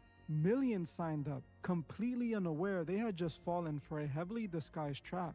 While a select few at the top walked away with millions, the vast majority were left making less than minimum wage, permanently ruining their chances of ever landing a reputable job in the process. Today, we are revealing exactly how this company trapped millions of creators without them ever even knowing it, leaving them broke with a permanent stain on their reputation. While the industry this company operates in has been around since the beginning of time, they managed to do something that has never been achieved before. They were able to turn this frowned upon job, which was a backdoor under the table service, into a global, widely accepted mainstream career path that was absolutely everywhere. Women in those industries once hid their involvement out of embarrassment or shame.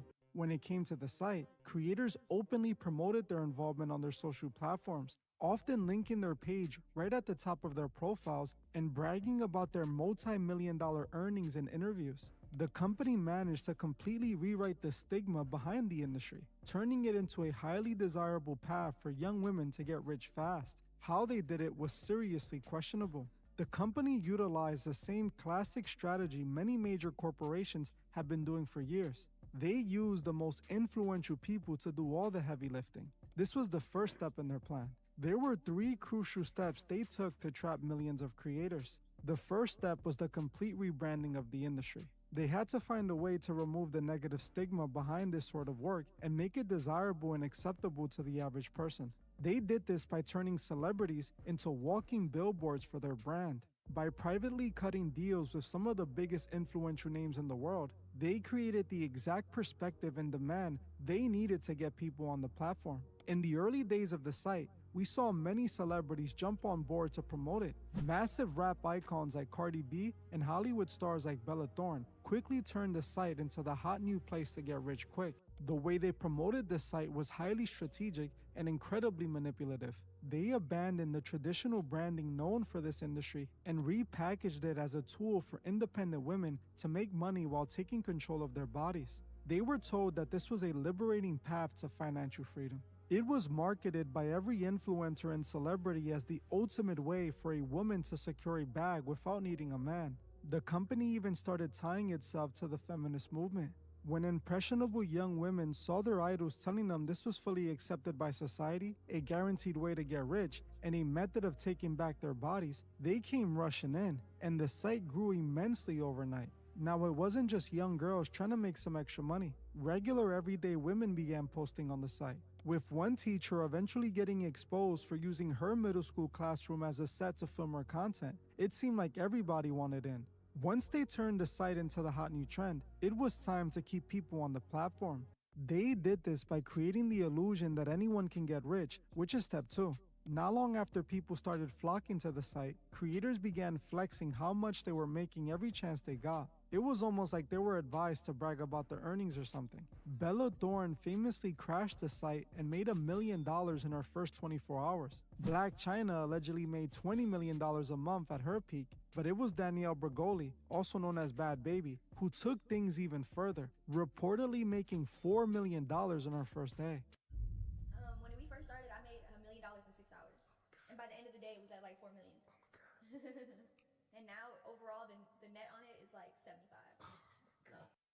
While Bad Baby became the biggest success story, she at the same time became the most disturbing one. Her entire debut on the site relied entirely on her coming of age birthday, which many all over the world desperately waited for. They were so interested in seeing her cross the mark, they wasted $4 million in one day. Soon after, the success stories kept piling up. Iggy Azalea was making over $9 million a month. Little Tay later mirrored this disturbing trend, flexing about clearing $1 million in just 3 hours immediately after joining. It seemed like everyone was making millions by posting. If reshaping the stigma... Yeah, Lil Tay, but they said they had some shit out about her and her brother about how they parents was holding them hostage. This, that, and the third, and oh, they done went missing now. This, that, and the third. Then by almost a year later, you see them pop out. Oh, we ain't never went missing, and this, that, man, yo, all this shit weird, bro. behind the industry was setting the trap, this is the moment when the trap snapped shut. With all of these success stories, women had the incentive they needed to post the content they were likely too embarrassed to post. Seeing these women make millions overnight gave them every reason to take that risk. Who cares if some people would judge them or if they can never get a real job again as long as they get rich? Soon, everyone with a profile was gonna be able to get rich. Well, everyone except for 99% of the people who made accounts.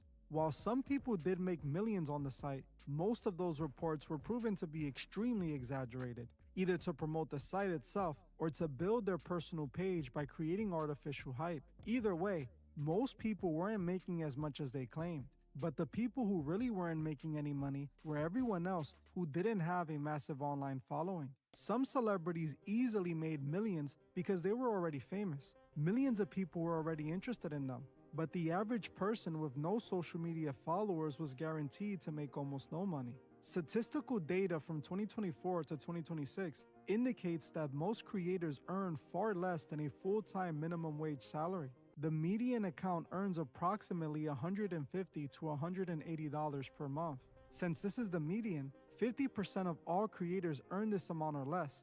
For a full-time job in the US, even a low federal minimum wage equates to roughly $1,250 per month.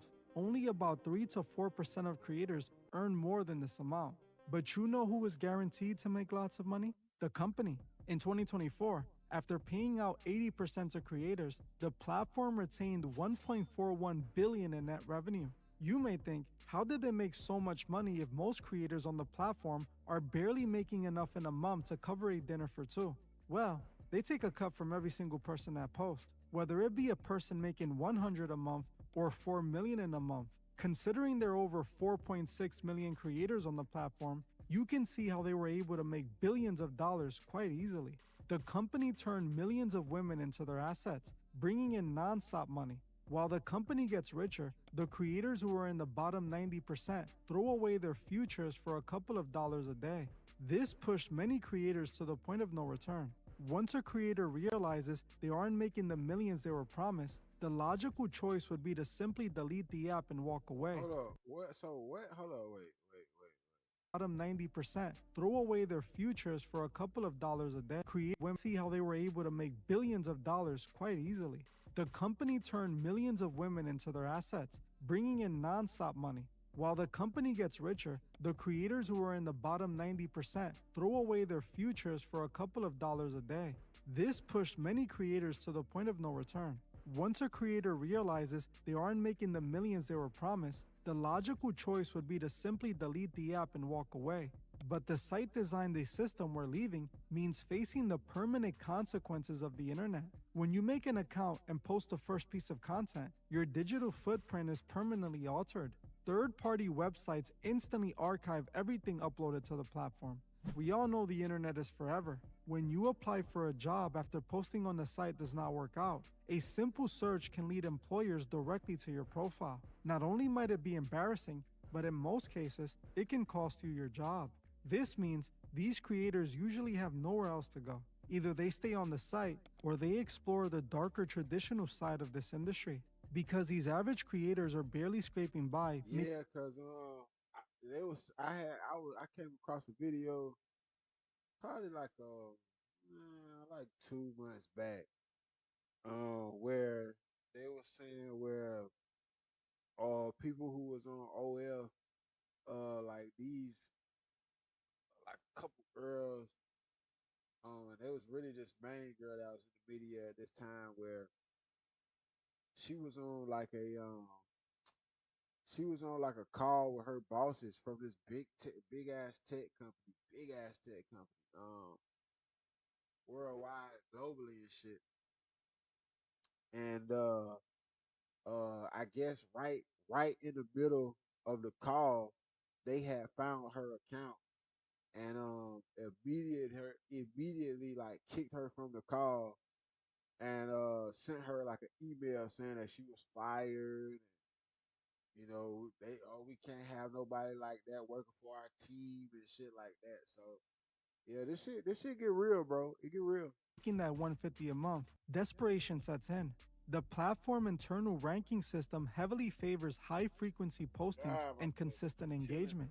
To compete with the 4.6 million other creators on the site, they are forced to push their personal boundaries further and further. They start offering more extreme content for less money just to keep the few paying subscribers they manage to get. The independence they were promised completely vanishes. They become totally bound to a digital algorithm forced to consistently produce just to maintain a poverty-level wage. The company essentially built a one door. They invited millions of women in with the promise of taking back their power, took their 20% cut of every single transaction, and left them permanently trapped in a digital cage they can never fully escape. Just like that, the corporations created a new thriving billion-dollar industry off the backs of small creators who would never make enough to even get by. This brings us to the third and final step of the trap. The company had gotten the creators and now needed to draw in the customers. They did this by tricking millions of lonely men into buying into a fake relationship. The platform trapped millions of young girls and simultaneously hooked a massive audience of young men. The company marketed itself as the ultimate financial solution for young women. For men, it functioned as a direct evolution of the content they were already hooked on. They trapped female creators with the promise of endless money. Likewise, they trap young lonely men with the promise of real intimate connection. Creators on traditional sites rarely interacted with the consumers of that content. But this site promised the consumers the ability to have a direct connection with these creators for a price. On this site, users could request a special video or give a big donation directly to their favorite creator with the push of a button. This created the false illusion that they had a connection with these creators. The creator, and especially the company, exploited this connection to milk every single dollar. Reports show some men tipped unbelievable amounts for private videos from these creators on top of their monthly subscription. Some of these lonely men are spending their entire paychecks on these creators. In California alone, residents spend approximately $350 million on subscription and tips in 1 year. This accounted for nearly 13% of the total US market. These young men were practically throwing their money at the site, searching for a connection they were never going to find. The sad reality is, the more they used the platform, the lonelier they became. The connection was strictly financial, leaving these young men with nothing the moment they ran out of money. They were left even lonelier than before. This unnatural relationship likely made it even harder for them to build genuine connections with people in the real world, further pushing them deeper and deeper into that content. The company created the perfect unsuspected trap. They convinced a generation of young women that selling their beauty was the peak of independence. At the exact same time, they convinced millions of young men that paying for a false digital relationship was a valid substitute for genuine human connection. Both sides were handed a carefully crafted illusion. The creators sacrificed their future reputations and potential careers for pennies. The consumers drained their bank accounts for a fleeting sense of intimacy that left them more isolated than before. While these two groups fed off each other's desperation, the corporations sat perfectly in the middle, collecting their 20% cut of every single transaction. This was a highly coordinated corporate operation. They took the oldest industry in the world, packaged it in modern empowerment marketing, and weaponized human loneliness to build a multi-billion-dollar empire. The empowerment narrative was simply the bait used to extract massive wealth from vulnerable people on both sides of the screen. This company changed the world forever, and the impact has been overwhelmingly negative. While a few celebrities got even richer, the rest were left with nothing but the reality that they were misled and tricked into abandoning their morals. Society as a whole was genuinely impacted by this industry. Many young girls are still operating off the false impression that they do not need to go to college or figure out a good career. They believe they can just go on the site and get rich. Many young men are being taught to avoid the pressure of finding real intimate connections and chase after the ones that they can buy for a few bucks. This company has fundamentally changed the way people see the world. In my opinion, the damage this is causing is irreversible. What is truly sad is that there are no signs of this stopping. Every day, more and more young girls are signing up and making the mistake of posting. Young men are putting in their credit card numbers, spending the little bit they have. At the end of it all, the company piles up billions while causing society to descend further. This is how they successfully trapped a generation and got rich while doing it. What do you think? Do you feel like the site was a negative as a whole for society, or do you think the gain outweighs the loss? Also, let me know if you would like to see a part 2 to this video where I dive deeper into the industry as a whole, revealing how it is designed to trap young people. Unfortunately, that's above my pay grade. You know what I mean? Sad to say it like that, but just truthfully, that's just above my pay grade, dog. It's unfortunate that you know, unfortunately, this is pretty much what it done came to. You know what I mean? It was really and really it really ain't all about that either. Really, it's really, man. I don't I don't want to state my opinion too much. But in my mind, it's a digital marketing scheme, pretty much. Put it like that. Put it like that. In my mind, it's a digital marketing scheme. Um, and and it's a it's a ST ring, if you can get that. If you can get what I mean by that. It's a ST ring. Think about it. Because think about it. At any moment, these people on here can get invited to a yeah, let's hey, come fly out here and do some content with us. You know what I mean? And most of these girls and shit and these women on here anyway, they don't got nobody, bro. You know what I'm saying? That's why they doing what they doing. They ain't got nobody. Mama don't give a fuck. They probably ain't got no daddy. Daddy nowhere to be found. Shit like that.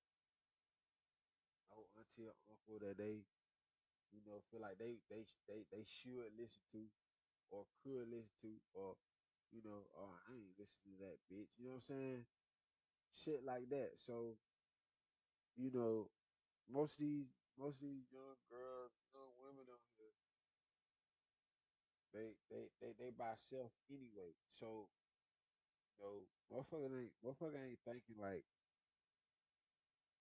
oh, this look iffy, or he look a little strange, or man, I really need to be doing something else with my time. You know what I mean? Like, thinking that, bro.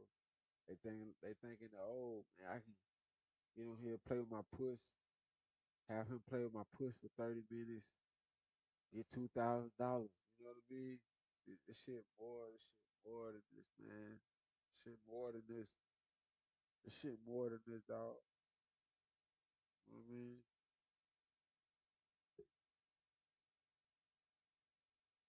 But like I say, man, it's above my pay grade.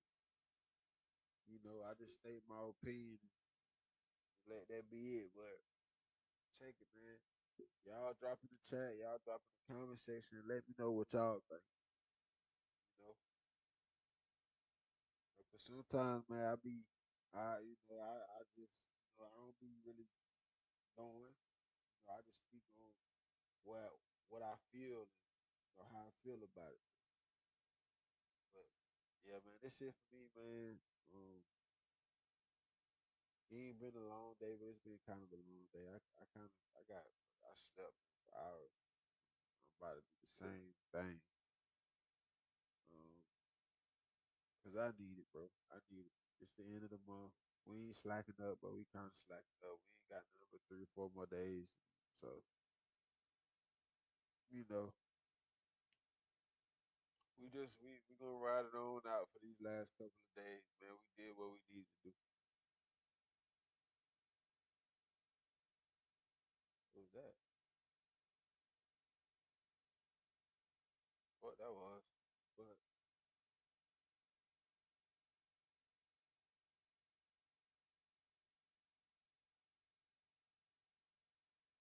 I don't know what the hell that was. But y'all be good, man. I'm gone, man. I'm out. Peace.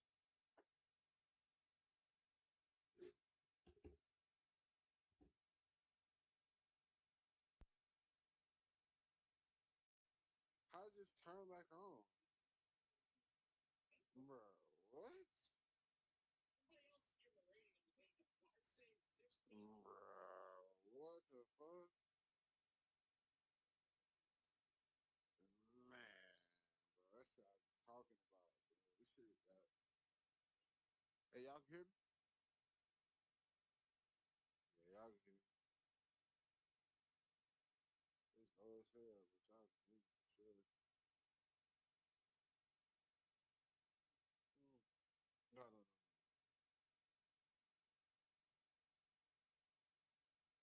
Damn, is it just that dark out here? Damn, I suppose it's just that dark out this bitch. Damn. Man, I forgot this damn thing on this whatchamacallit is not worth a shit. Damn, I forgot about that. Alright, so I can hear me a little bit, so I know y'all can hear me. Oh yeah, y'all can see me a little bit. So we going out here in the fucking car. Hold on, let me see if I can turn. Let me see if I can turn on. I ain't them back and forth. I got my ride in this bitch, and I'm on the fucking and I'm finna get bleak. So I come out here and crank up the truck every day. So right now, we just got them. We gonna crank up the truck. Do a little half a little smoke session in the truck. Let it run for a little bit, and then we gonna go back in the house and get to some reaction, bro. And we ain't gotta get on the driver's side. We just gonna get on the little passenger side.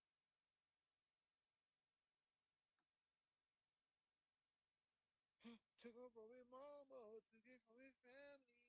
To dear mama. I don't, do my lighting here work? I don't even know if my lighting here work for real. Let me see if my lighting here work for real. I don't even think so. I'm about to see that. Let me see if my lighting I ain't coming back and forth. You think you're playing in this bitch? Let me see if my fucking light work in this bitch. It should, though. Yeah, it still work. Dear mama, I already told you that I ain't gonna goddamn go like that.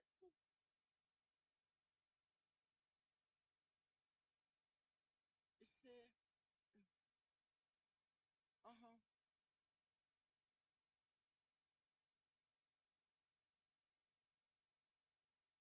Oh, I got my other phone. My other phone at? What a music phone at? What is the weed? Cause I got the road at. Huh? Oh, damn, what a weed at? Yo, but man, I hope everybody had a good day. Everybody enjoy their day and shit today, bro. It went hard and we went to work. Yeah, let me get that blick blick. Y'all already know I got to have that blick blick around the crib. Gotta have that blick blick for sure. Gotta have that blick blick, man. Gotta have that blick blick. Gotta have that blicky sticky. that blicky sticky. If your ass ain't got that blicky sticky. Ooh, wee. Ooh, wee. If you ain't got that blicky sticky. All right, let's. Should we let y'all get a cold start on screen? Should we let y'all get a cold start on screen though? Or how this bad bitch? We'll let y'all hit a cold start on screen. Fuck it.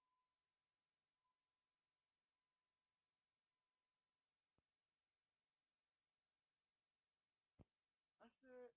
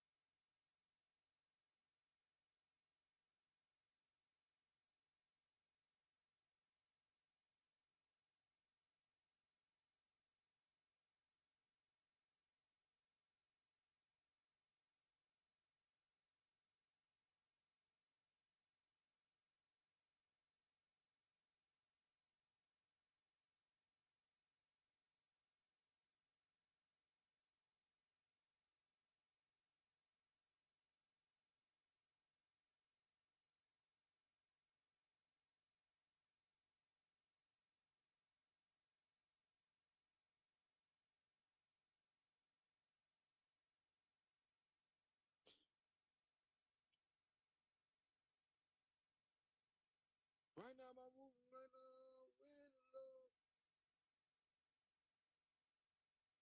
All I ever wanted you to be with love.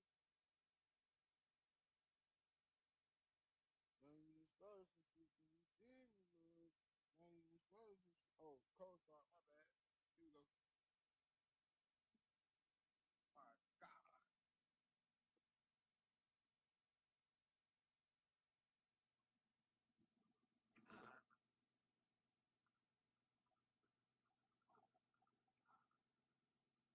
Oh, God.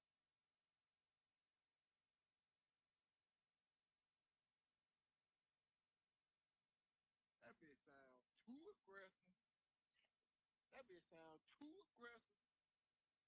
That bitch sound too aggressive. That bitch sound like she gonna do. Damn, I'm about to tell my goddamn shoe. Yeah, she gonna do something. All right, tell my goddamn shoe. All right. Pop dough, cousin. Pop dough. Pop dough wanna, yeah, pop blow. All right, we got to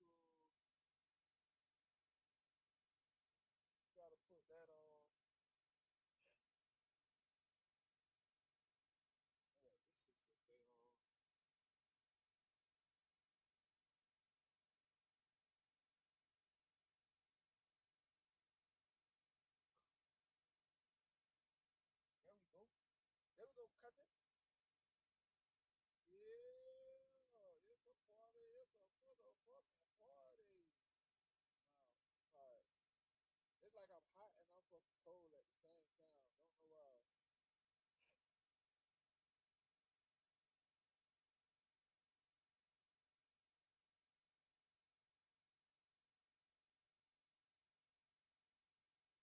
My life is moving right now. I'm with you, love. All I ever wanted you to be with me, love. Name cause me she don't mean to love. Name cause me she so mean to love. Yeah. Oh yeah, that's what I was saying, y'all. So yeah, man, I hope y'all enjoyed y'all day. Y'all had a good day today, bro. Y'all ain't had no problems. Everything was smooth. Oh, we gotta find our shit. I think it's just, yeah, it got it. Yeah, we about to got down have a little small little smoke test, y'all. Then we gonna go straight into it. Gonna get back in that bitch straight to the reality. I just had to come out here and crank up. I had to come out here and crank up the truck for a little bit and let it run. So I say, hell, fuck it. I'll come out here, give y'all a little cold start,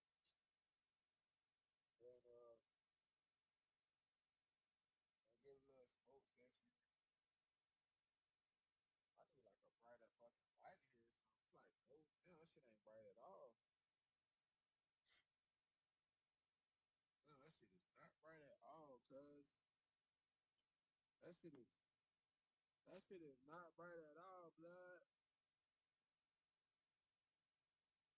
That shit ain't bright at all, blood. Whoa, I say again, I text on your motherfucking ex bitch. And she say it's motherfucking over. Yeah. Whoa. Y'all already know I get it. Y'all know I got that. I got that. No, I got that merch on. No, I got that merch on. Shouts out to Bucky. Shouts out to Bucko.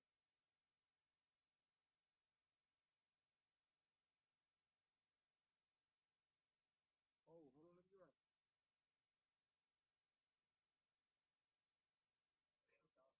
hold on, let me write. Hold up. Hold up. Hold up. Hold up. Yeah. Yeah.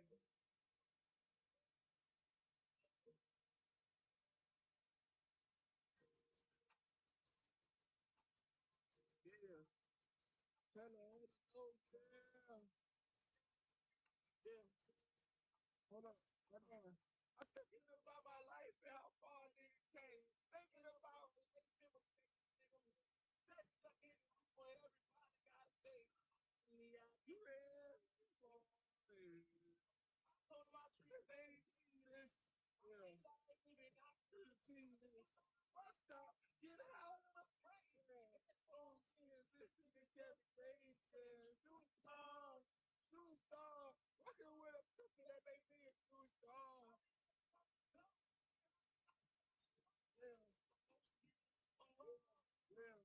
So crazy how the soul try to follow me. I'm gonna change on my spot, see me shots at me. Don't go it's so soft. Hello, 17. Wanna say no, wanna part of cars I'm following me. You pay a nigga back to save your life. Oh yeah, but I'm making you right. Trying to ball. This nigga trying to take my life. I tell you what, a nigga can't change my life. Don't sleep with me, it's baby. Wake up in the morning, see the door, just rush, going down, we feel like TV screen, outside, no fear. I need money every time. I ain't coming to you if I can't pay my no fear. Money every time. I ain't coming for this fucking game up. Oh, it's fine. Tell me, no fear.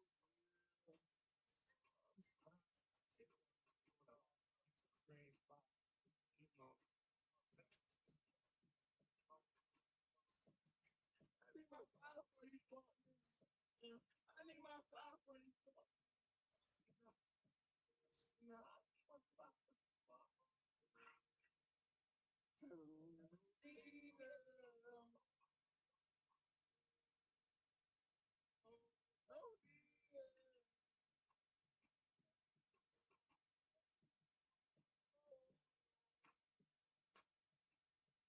That's that shit though. Yeah, that's that shit right there. And we're gonna go back because that's my shit. We're gonna go back because that's my shit for real.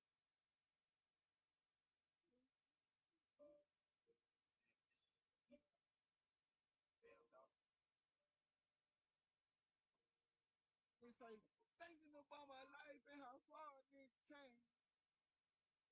Thinking about my life.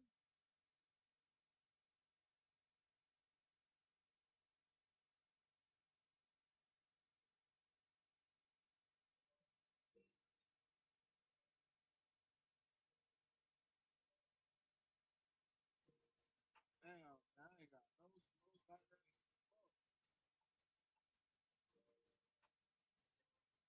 Yeah, yeah, hold up. Thinking about my life and how far this came. Thinking about my life and mistakes, nigga. Said that in the room where everybody got to pay. I told him I treat me this. I feel like even I can just put up my bus stop. Get out of my plane. Headphones in. Listen to everything they say. You star. Shooting star. Running with a pistol that make me a shooting star.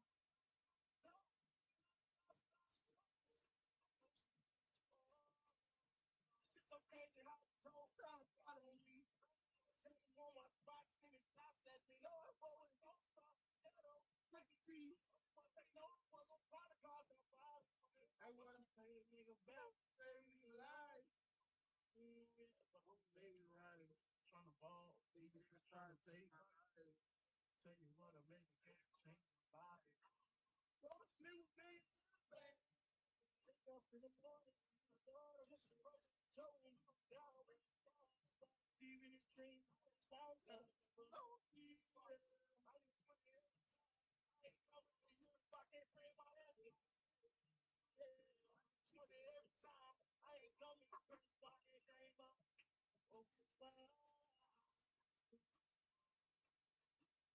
I tell them, no,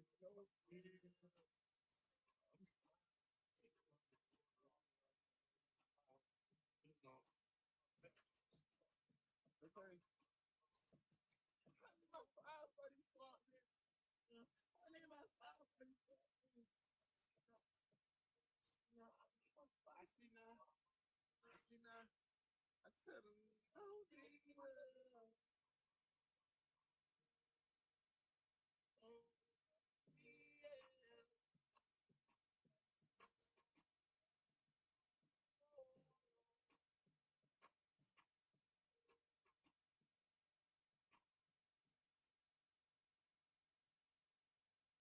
Yeah, and it's like thinking about my life and how far a nigga came. Thinking about my life. So for most, there's a difference between a scholarship coverage and your school really costs. Unfortunately, South Carolina student loan has been slipping through increased closed Superstar, rocking with a pistol that make me a superstar. Housing and other educational expenses. Plus, because we're a not-for-profit, we're able to offer competitive rates and flexible options. So get the money you need for school today at scstudentloan.org. You crazy, wow.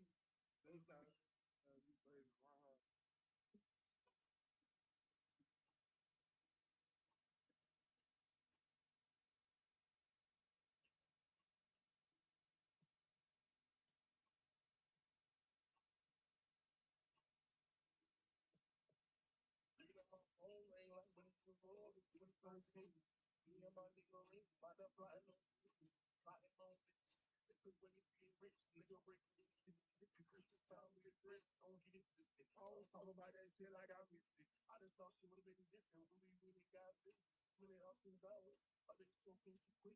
Then I think about the moon, I used trapped in the center. It's my baby girl. You know my name. It could have been different. That street killing our flame. I don't ever sleep at night. I just lay in the dark.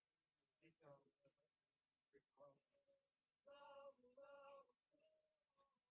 I still feel yo.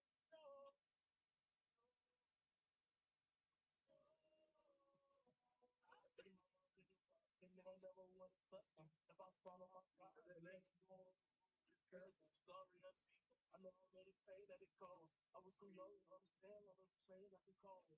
But my dog thought that it was system. It was only 18, they gave my nigga 20. I know I should have changed it, persuaded the way you was I see all the time they was waiting for me to come get them. As the sun goes up, and then won't go down. Day is long, and it and I pray that myself in your way.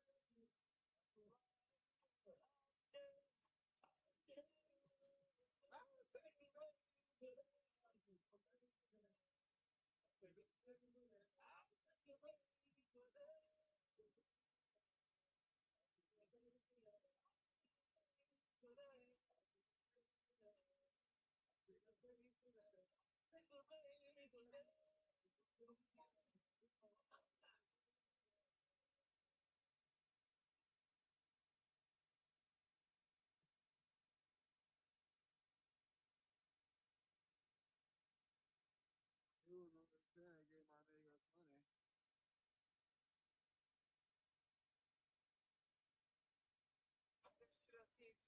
One of those sad boy shit. No, I said I'll be straight forever. Forever. I be telling about my pain and shit, you know? Ain't really, you know what I'm saying? I just think they remember this much shit. Another I got the money. So I don't feel paying too much money. I love that. You gotta learn how to, I know it's my, Okay. Now when you not here, we call it. I just want to fall in. I'm okay with the money every hour. I'm all in. I'll be oh.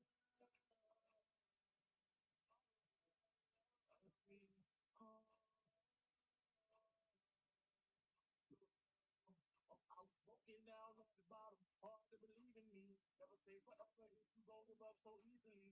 Scared to be alone, I left because you kept on leaving me. My dream is seeing my sorrows you couldn't see in me. I didn't want to see for you left. Said you be able to left. You got my pain all alone, walk through that rain by myself. I took my thing all alone, back to his well. I feel like everyone you should have played on me. Forever broken hearted. Sorry, but I'm sorry.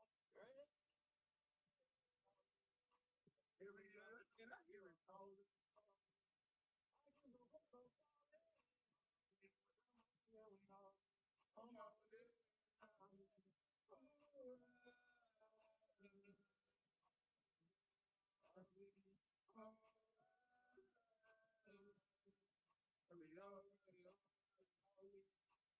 Every now and then I hear it calling.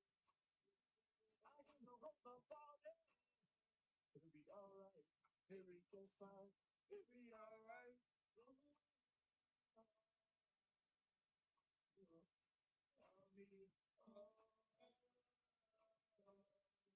I'll be alright.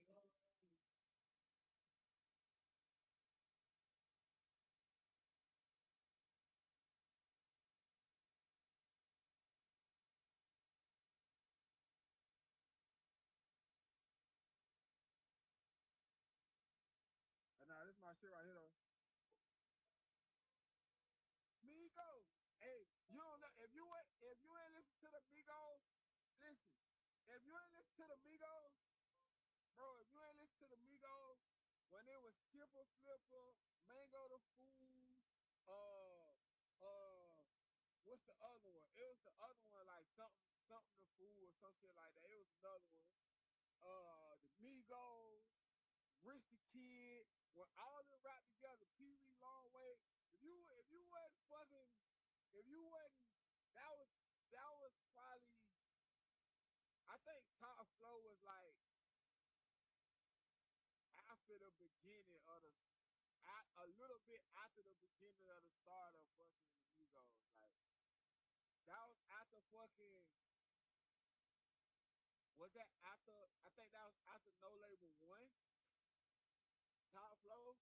I think Top Flow was after. Yeah, No Label 1. I think it might have been made before that though.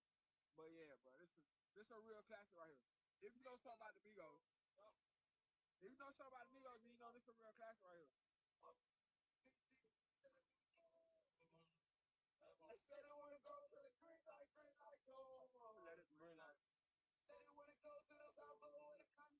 top.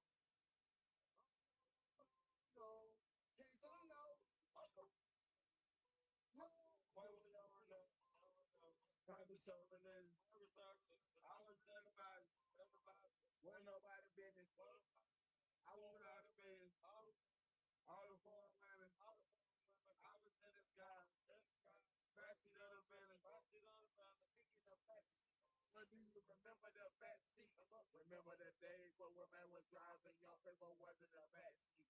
Well, 12. This key right behind, but there's no case in you. Play that line, not break it down. I will tell them I'm sorry for my sins. All my team winning me. Have you ever played with a 5 years? That's when I finish. What is over like that was so. Breaking your fish on the cord. Put the brick on that man if you're bored. Chop it down like the stem of a sword. Chop it down. They want. They want. Say they want to go, let it green light go. Let it green light. Say they want to go to the Bible with a condo. To the top. Oh, no. Can't tell them no. No. Why would y'all run up? Young and then. Happy services. I was in a body. Where nobody ready. I want all the business. All the foreign women. I was in the sky. I was backseat of the building. Backseat of the police car. Picking up in the one to see a car. I'm a trophy with the fuck you gonna do. Thank you, you take off the ball. Put it up in there out my car. I'm receiving what is the law.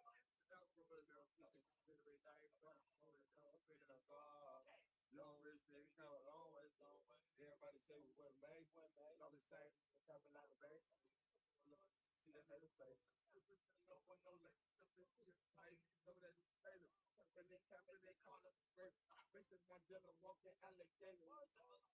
It's the umbrella, big old smell like a blue girl. But these ass niggas don't do it. I'm full of bitches looking like he rapper. And my damn is so cold, got a huge quarter. See the with the back car, young nigga was trying to get counter. But now I pull up in the bitch thing, Bugatti, whatever. They want say they want to go, let it green light go. Say they want to go to the bottom of the condo. To the top. Oh no, I can't tell them no. No, 50 bitches say they want to go. To the Cinco and the three amigos. Taking your pictures, we working that 50 fish out of that 50 on my peso. And I think they want the fucking business. Yeah, the shoppers pretty want the paparazzi won't be spend on my Berkeley and then what? Look at you tripping, can't get my blue bitch. I'm sorry, I didn't fit. I don't want no relationship or through with you. Father, your love is considered you. That's what the jury. Some things are material. Some things are 50 50s on my telephone. It's niggas my papa can go in wrong. I'm a catching these niggas. What a really is Puerto Rican and they free. Tell me I'm not to your sleep. I'm whipping up a brick a nigga just to get the pink. Linking up a nigga, picking up a stop. Picking up a nigga in a bed of his knees. Down the floor with the work of working up on the bottom of the part of me. Taking the youth of snap in the street. No. 5% on that. 5% on that. I was there to buy.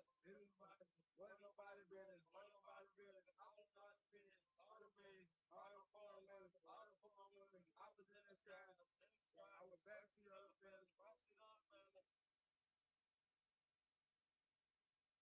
Nice. Sorry, VIP squad.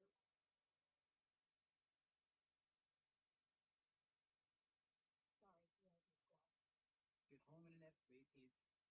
Now available across the nation.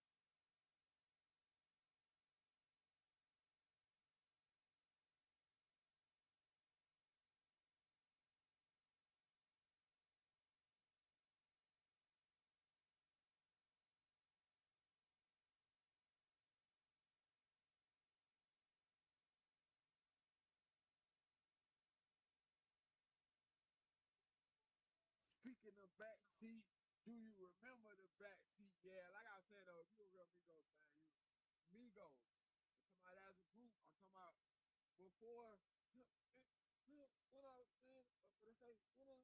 When I hopped in it, 2000 my shoes. We the wave tycoon. You know what I'm I'm saying? Before all that shit. You know what I'm saying? Before all that damn near was the break of them anyway. So I'm talking about before all that. I'm talking about this right here. I'm talking about this Migos right here though. Watch this. I'm talking about this Migos. Right here. Watch this. I'm talking about this Migos right here.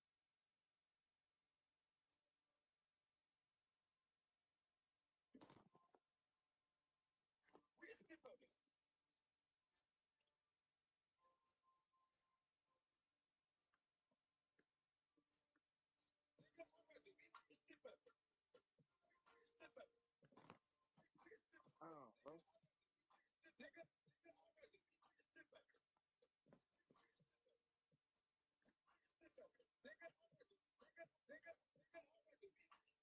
Nah, I'm rich. Nah, for real.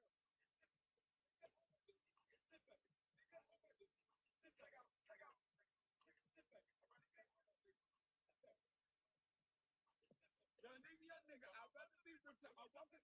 I got balls to this. They call me mister. I want to be the stop. You can see I see your whiskers. So let the floor stand up and listen to trees and gas for Chris. I'm in the know, I'm terminated. Change and say it's the list. I got a bitch in my kitchen with an onion for you. I come to this. For the win. I made that do a six. If you're the best of the world, you can do a prayer and I can get it in. There's some of me know, but I don't want you to get ready for your to release. And if you want to fuck on the money, my nigga, you got to do your release. There's to be rich. Cause some niggas that famous that ain't got shit. God.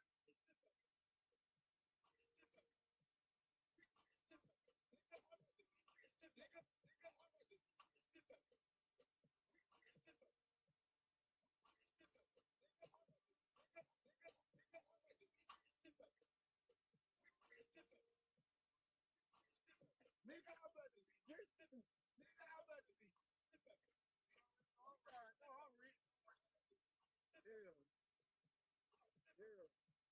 I'd rather be rich. I stay with your beat. You can have the fight. You can have the gold chain. Eels, nigga. Got some niggas in the hood. That got eels, nigga. Hey, beat. Hey. No, stop. Nigga, okay. Oh, shit. Nigga, sometimes they beat it out and they would step away back to you niggas is funny. I'm laughing with my he in the body like a silent. Taking her truck, making us out. Go ahead, look back at that deal. All of them you for the whip. He in the body now, whip.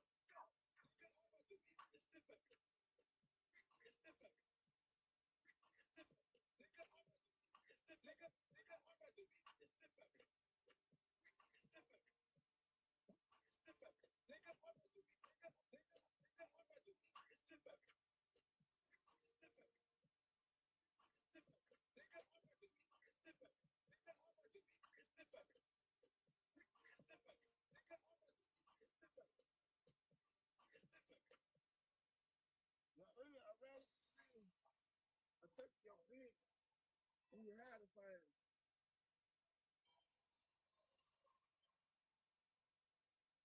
With Instacart's preference picker, you can choose. This the last song right here, y'all. Then we're gonna go ahead and here to tell you more about it. A I'm damn near about to smoke up all the day. When all he wants is us, but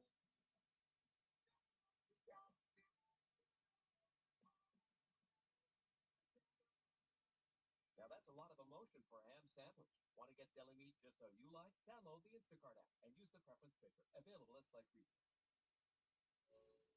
Secure.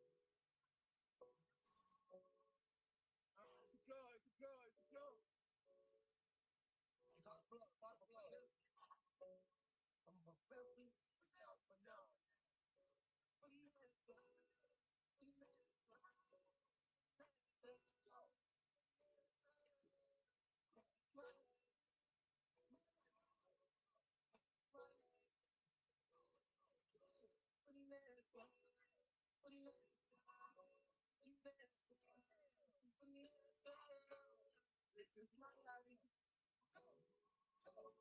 This is my life. This is my life. I'm the pro by the trick. I interject. I go to bait, but I go to the game. You know what I want, and I told him to go with my diamonds away. I am a baby boy, cause I only finesse the girl with words. Let's go. Birds, he put me in the young niggas. Things that no fight, young niggas. Who the one selling niggas? Ever since the young niggas, I'm like, nigga, I got a fuck new Jeremy Lin. Let him talk back. Let him blow in the wind. Nigga, put them in the hotel, got a talk, say my shit, got no man, but I know that it's me.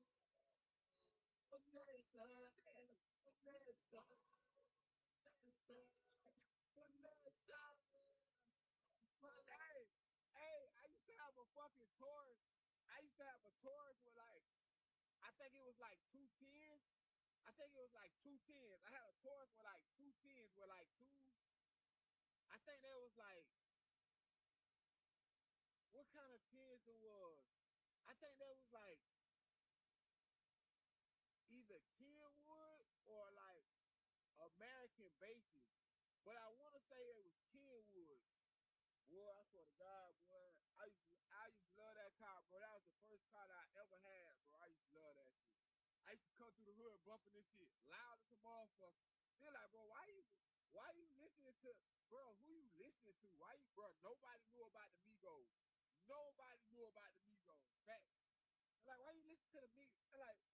And like, boy, them eyes, woo. Before you knew it, bro, before you knew it, a week or two time, everybody running around that bitch listening to the Migos.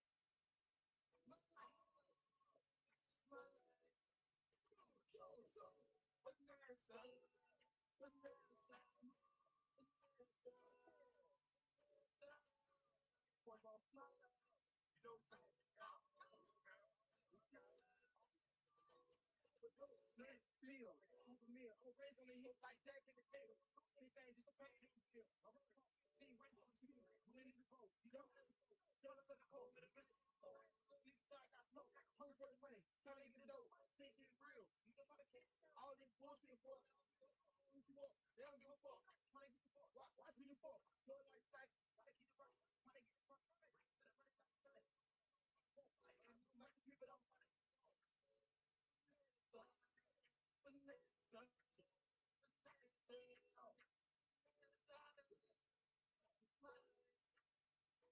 My life.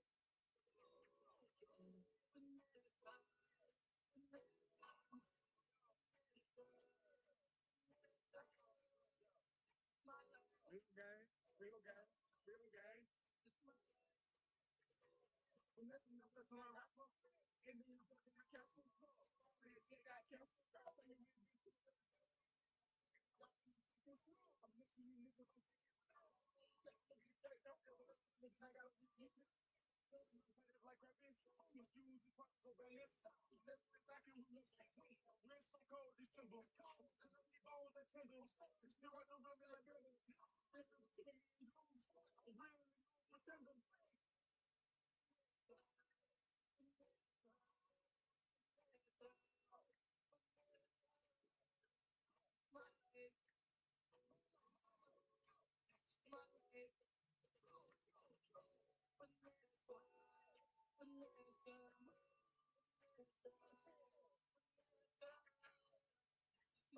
Real guy.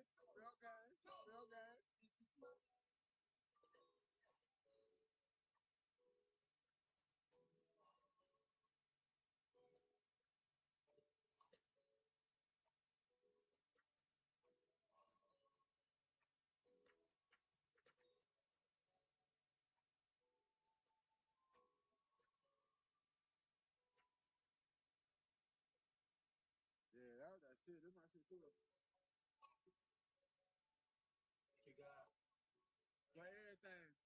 For everything. I don't, for real. Yeah, I don't. Yeah, I don't know why I don't say. Yeah, I don't know why I don't say. I know a lot of shit. Hey, man. Yeah, I know why I don't say. I know what I'm saying. Yeah, huh? Hey, yo, thank the God on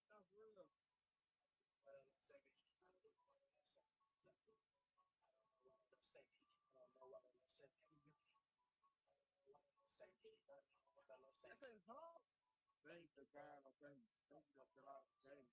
You know what I'm saying? I had it in the but that's my nigga.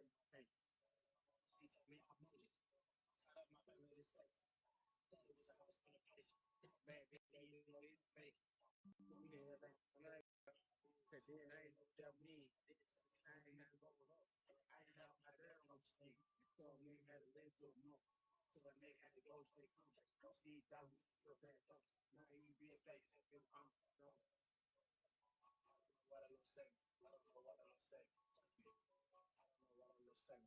He said, I don't know what I'm saying. I don't know what I'm saying.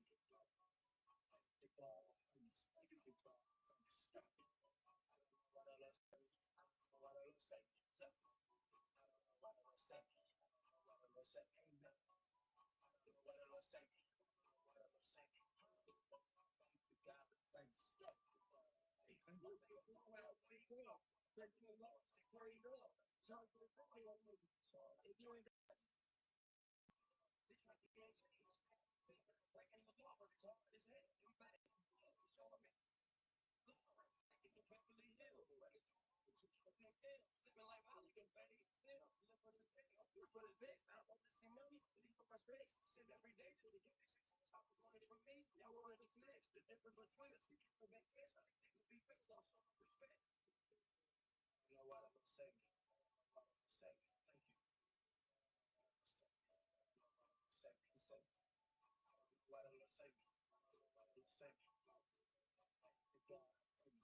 The God of things. Stop. I don't know what I'm saying. I don't know what I'm saying. I don't know what I'm saying. I don't know what I'm saying. Amen. I don't know what I'm saying. I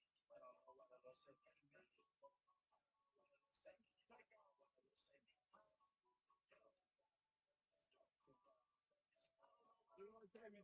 I can finish on like the fuck I know. I was thinking with me and I'm waiting to stop. So every day I wake up fucking. I'm thinking to myself. So I got you jumping up. I said, look, I got a feel for this. And I got over blood in this shit. I'm looking at I'm looking at my Smith and Wesson.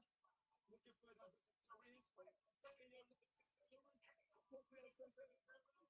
You know, I'm looking at this from my home. I'm taking your niggas wait for the opinion. What I'm saying, I don't know what I'm saying. Thank you. I don't know what I'm saying. I don't know what I'm saying. I don't know what I'm saying. I don't know what I'm saying. Thank the God of things. Thank you, God of things. Stop. That used to be my shit. That used to be my damn. I shit about to die, y'all. They can avoid me, but they can. There's that. The God of things. I feel like that.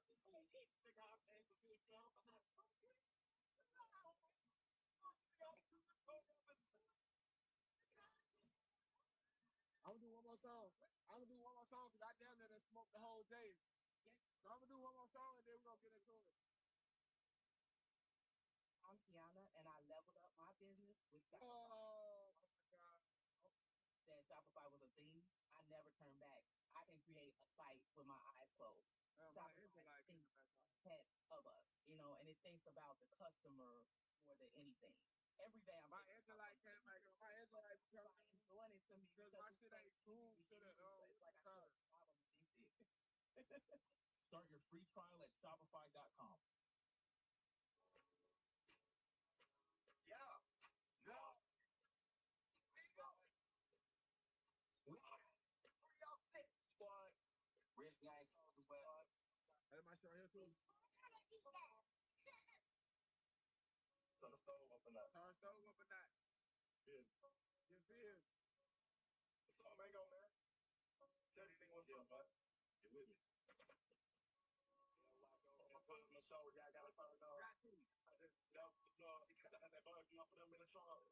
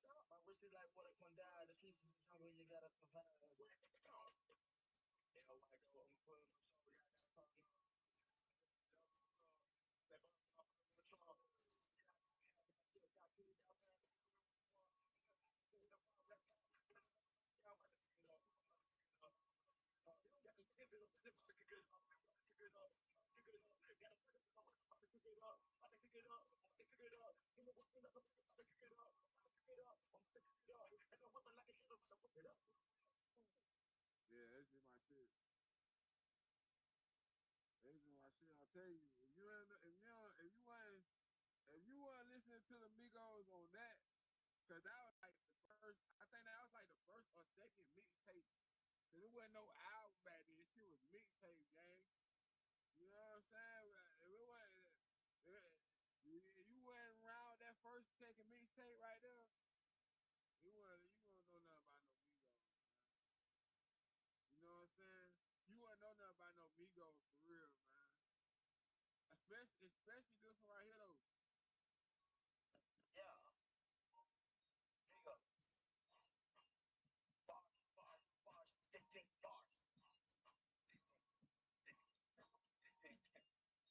I don't know. You take the juice of the yellow and drink it. I be like, damn, but what is you thinking? He's been fucking I'm swinging. I'm walking the talk. You know the best. Double mentality, walk in the kitchen, I make a mentality. I think it's just like if we move in the Canada, cause I still feel like people be after us. Like I said, chocolate don't sell us there. Like a beat you got for angels there. Oh, you still get spot like a power pole.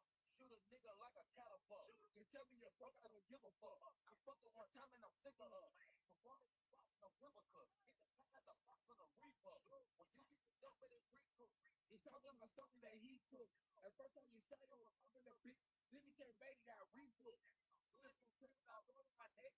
You think I got it from Egypt. If that was before to take the things, you think that shit with the meat. That everything foreign, take them away from the original. The first like an eagle, traded the way to psycho before. You didn't worry about yours. I'm just worried about mine. Shout out to my nigga Jerry. Tell me some guys. I don't drink, but I still about pay.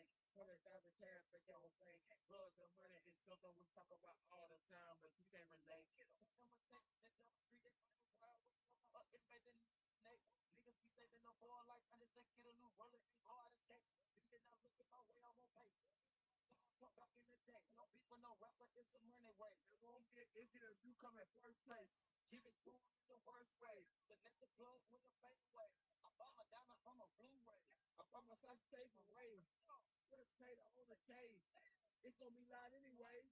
A nigga like you think I'm made. But really, my nigga, we straight.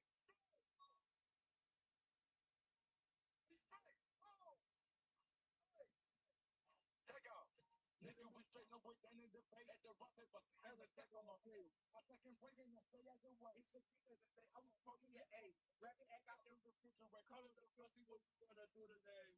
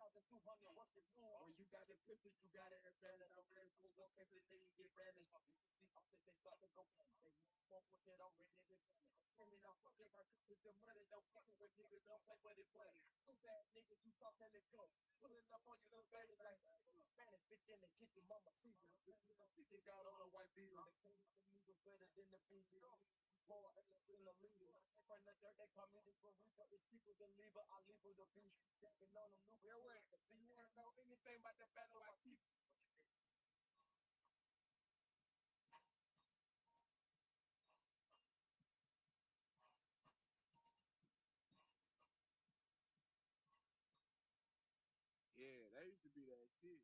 God, that used to be my favorite song. I used to bump that shit. They used to be coming through that motherfucker. On me, coming through that motherfucker. Bumping that bitch.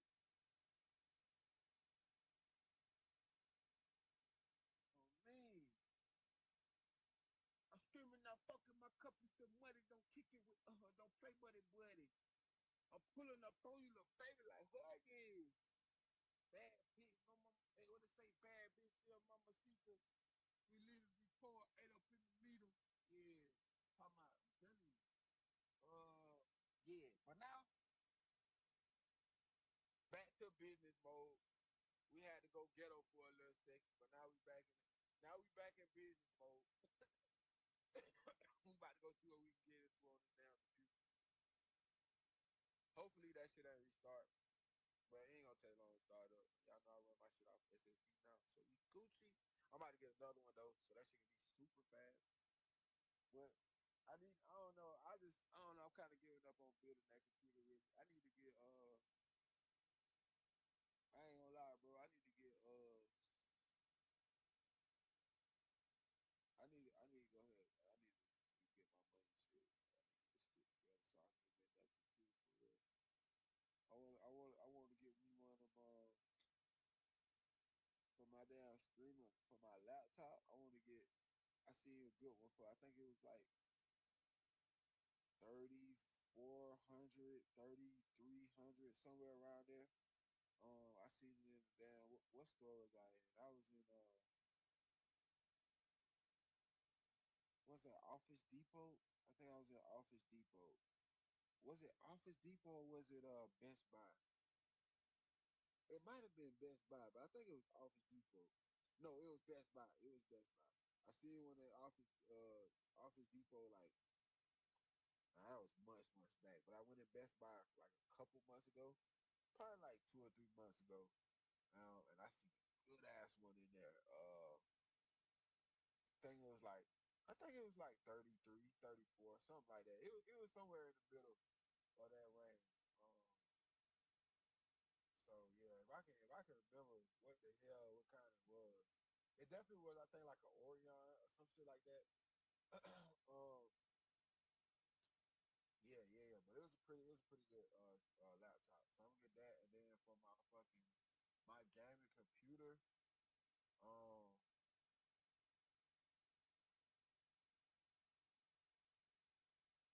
I don't know which route I want to take with that because there's so many routes. I do want to get something that's like water cooled, but I don't trust myself with them water cooled ass computers, man. Them shits cost so much. I spend seven fucking damn near 10 grand on a fucking computer. That shit better work properly, and I better not blow that bitch up in fucking 6 months. I'm gonna be pissed off.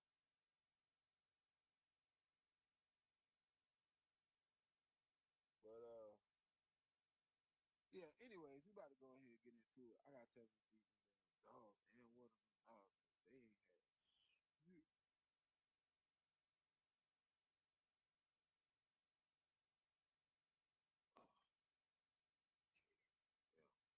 We don't want that. We gotta leash you something. Oh shit. Shit. All right. I got a lot of shit going on right now at one time. I got a lot of shit going on at one time. What it say? One time. One time.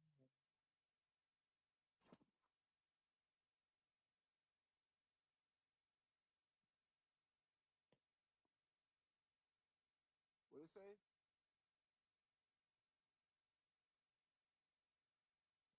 She a bad bitch. She a yeah. Oh no. What it say?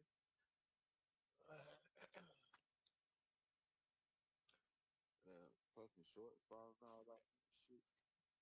I know for 15 motherfuckers anyway. I cut them out of some damn I don't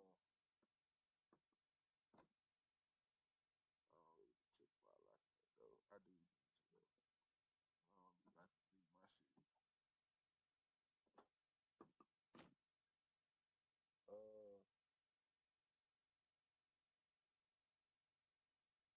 Yeah, what am I saying?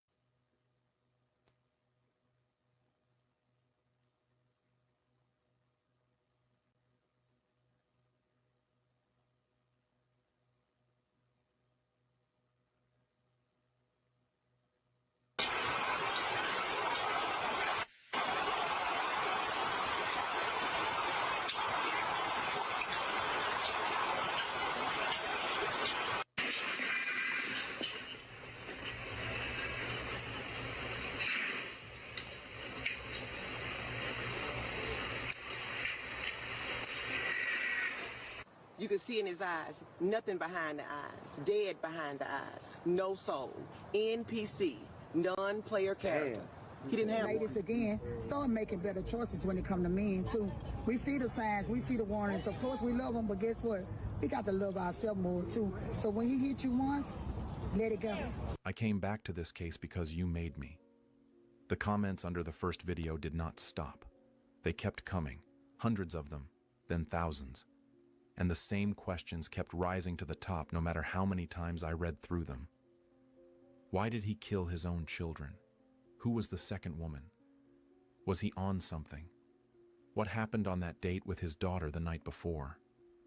And one question that kept appearing in the more private corners of the comment section that I am going to address directly before this video is over. So I went back. I pulled every confirmed source, every family statement, every court record, every social media post that has now been verified, and I watched the doorbell camera footage that captured him running, alone, through a Shreveport street while the city behind him was still waking up. No accomplice. No second person. Just a man who had already finished what he came to do and was moving fast in the direction of his own end. That footage told me something the press conference never said out loud. He was not panicking. He was executing a plan that had already been completed, and now I am going to tell you everything I found. Shamar Dewan Elkins was born January 1st, 1995 in Shreveport, Louisiana. He never left. Cedar Grove was his neighborhood, his block, his entire world. But before we get to the man he became, we have to talk about the boy he was, because that part of this story has been almost completely buried under the weight of what he did. His biological mother, Mahalia Elkins, gave birth to him as a teenager while battling a crack cocaine addiction. She could not raise him. A family friend named Betty Walker stepped in and became the woman who actually raised Shamar Elkins from childhood. Betty Walker was his stability, his foundation, the person who filled in the space his mother left behind. Mahalia and Shamar only reconnected more than a decade ago, after he was already an adult, already in the Guard, already building the life that would end the way it ended. The last time Betty Walker saw him was the weekend before the shooting. He brought his entire family to her house for dinner. She said he seemed completely normal. When her phone rang Sunday morning, she said, my babies are gone." His mother texted him the Tuesday before the shooting asking about the children. He replied that everyone was doing okay. On Thursday, she texted, "I love y'all. Give my grandson and my granddaughters a kiss from Grandma." He never texted back. He was already inside whatever had closed around him. Now the questions your comments demanded answers to. The affair. This is now confirmed. Shaniqua Pugh did not simply file for divorce. She filed citing infidelity. That detail was confirmed directly to CNN by Troy Brown, Elkins' own brother-in-law. He was cheating. She found out. She filed. And here is the part that makes this case reach backward in time and rewrite everything. Before they were even married, Shaniqua had considered leaving him.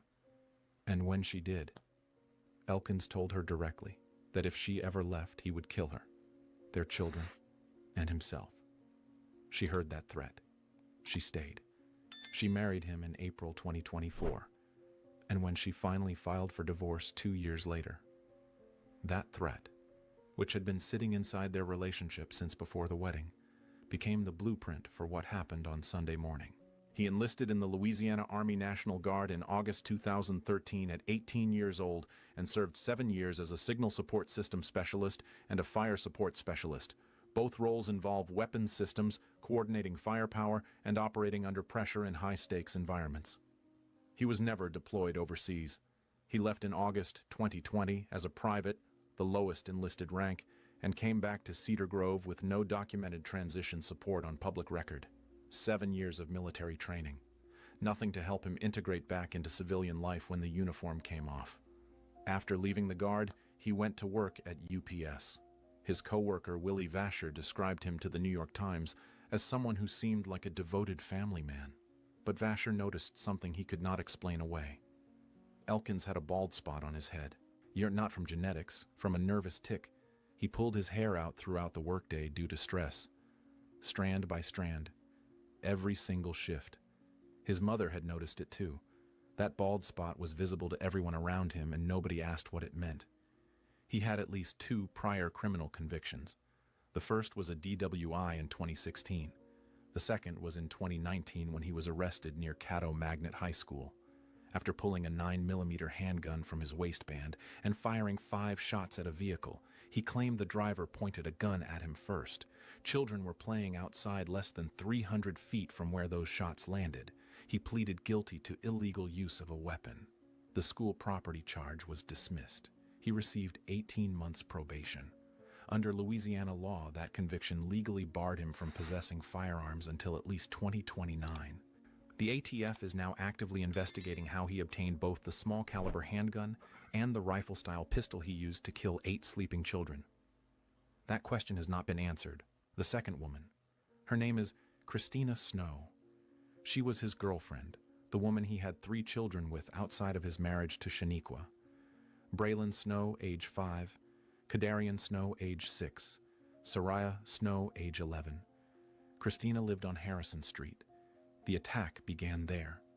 Elkins arrived at her home first around 5 in the morning, shot her in the head, and took her 3 children before driving to the West 79th Street house where Shaniqua and the remaining children were sleeping. Christina survived. She has undergone surgery. She is expected to live. She gave investigators a full account of what happened at her door before sunrise. Now, why? In February, 2 full months before the shooting, Elkins tried to take his own life. That is confirmed by Betty Walker, the woman who raised him, who told the New York Times directly. A suicide attempt in February, a VA stay for mental health treatment shortly after, released, sent home, back into the same house, the same marriage that was dissolving, the same financial pressure, the same children across 2 households. The facility released him, and the family said he came home happy. But happy is not healed. And 10 days after that release, he was on Facebook asking God to guard his mind and his emotions when negativity arose. That post was public, visible to anyone reading his page. And nobody connected it to what it actually was. A man still in crisis who had already tried to end his life once and was looking for a reason not to try again. On Easter Sunday, April 5th, he called his mother Mahalia and his stepfather Marcus Jackson. He was crying. He told them Shaniqua had filed for divorce and that he was drowning in dark thoughts. His stepfather told him he could beat it, and Elkins replied with the line that has haunted that family since the moment Sunday morning arrived. Some people do not come back from their demons. That call ended. Nobody called a crisis line. Nobody called the police. Most families in that moment do exactly the same thing because most of the time that call does not end the way this one did. But this time it did. His brother-in-law, Troy Brown, who lived with him, heard him in those final days repeating the same thing over and over. "Bro, I do not want to lose my wife." Brown described it as unlike anything he had ever heard from Elkins in all the years they had known each other. When Brown left for work at 9 p.m.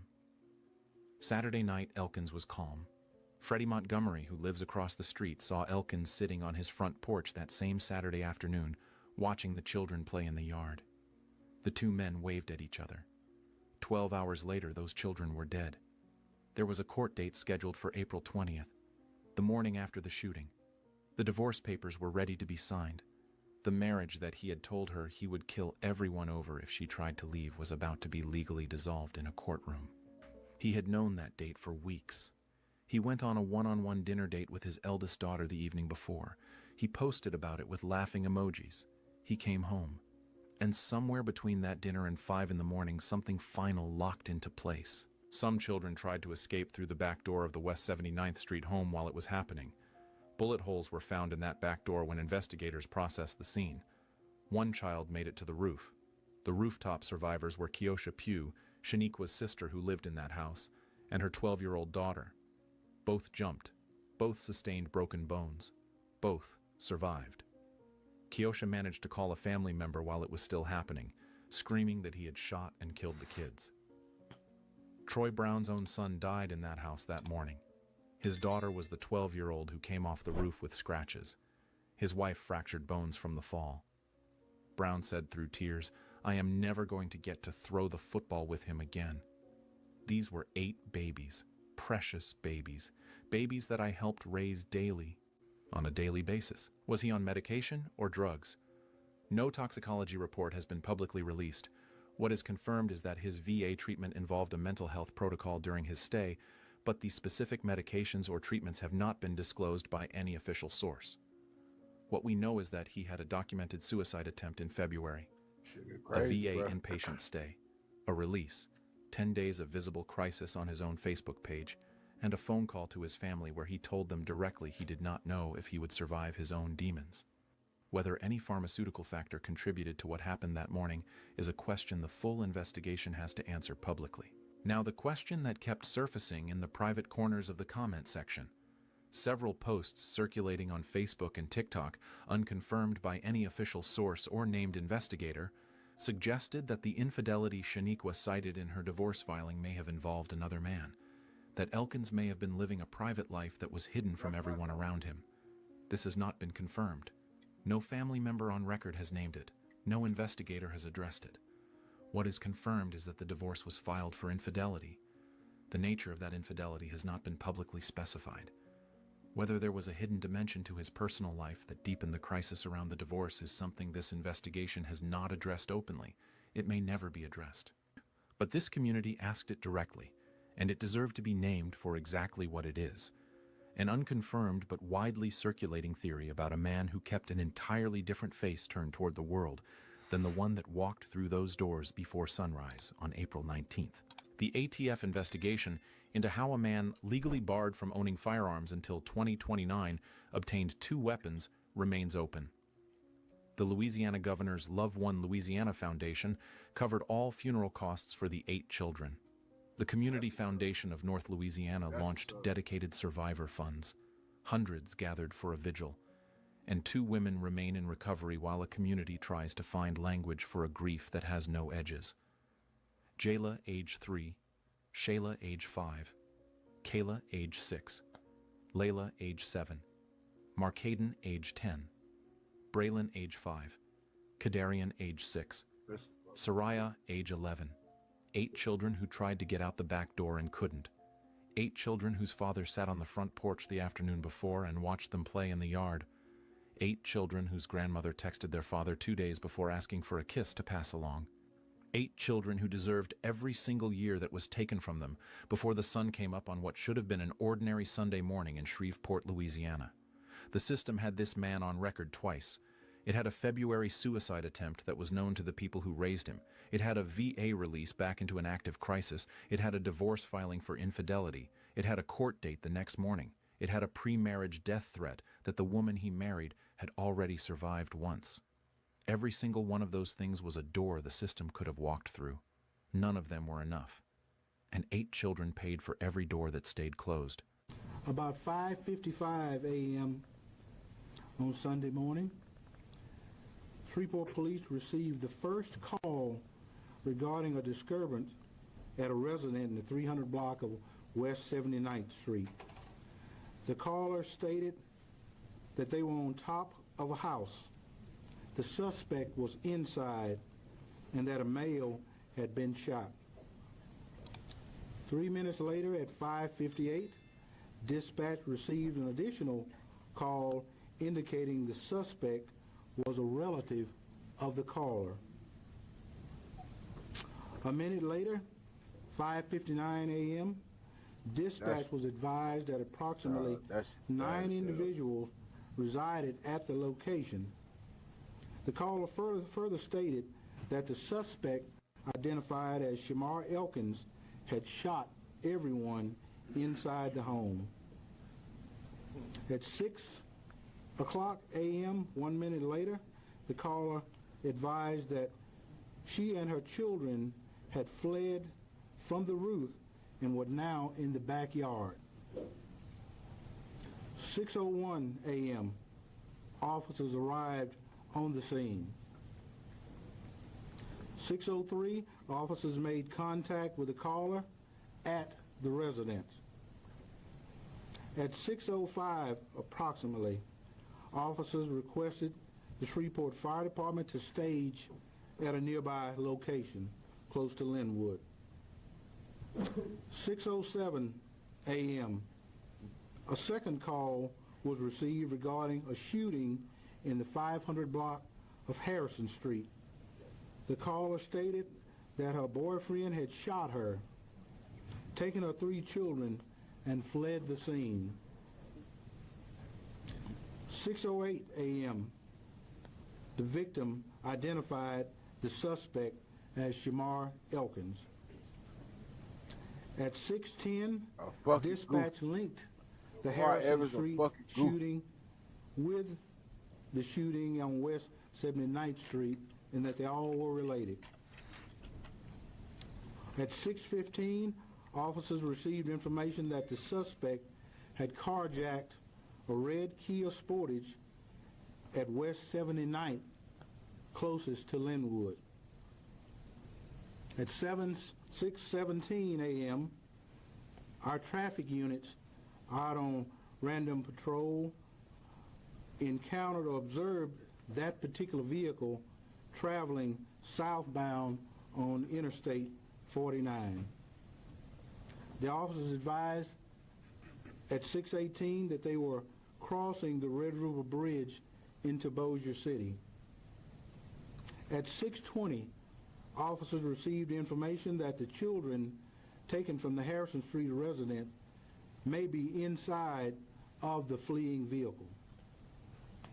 6:23 a.m., officers advised that they were exiting near Swan Lake area. 6:25 a.m. approximately, officers located the injured victims from the Harrison Street shooting. 6:29 a.m., officers made contact with the suspect through an exchange of gunfire. At 6:30 a.m., officers confirmed contact with the suspect in the 400 block of Brompton Lane. 6:40 a.m., officers advised that the suspect vehicle was empty and no children were located inside. 6:43 a.m., officers cleared the resident of West 79th Street where multiple deceased victims were located. 7:03 a.m., Shamar Elkins was pronounced deceased at the scene on Brompton Lane. 7:14 a.m., the Shreveport Police Department contacted the Louisiana State Police Investigative Division, and they began their deployment to the Bossier City address to begin to investigate the officer-involved shooting. That shit crazy. That's really crazy, bro. Telling you, bro. But I tell y'all, man, watch who you lay down with. Watch who you stick your shit in. Whatever you pussy with, whatever you do. Whatever you enjoy on your time. Watch who you doing these things with, man. 'Cause people got feelings, man. People got feelings. And you know, depending on y'all situation, man, people might take the shit more serious than you. You know what I mean? In this case, this was kind of the wrong thing. Bro seemed like he been with. I wouldn't even date a motherfucker that looked like that. His ass looked like a damn alien. His ass looked like an alien for sure. But anyway, anywho, I'm about to get the fuck up out of here. I'm gonna catch y'all good folks. I'm gonna catch y'all good folks on the next screen. Jeff, appreciate you for dropping in, Jeff.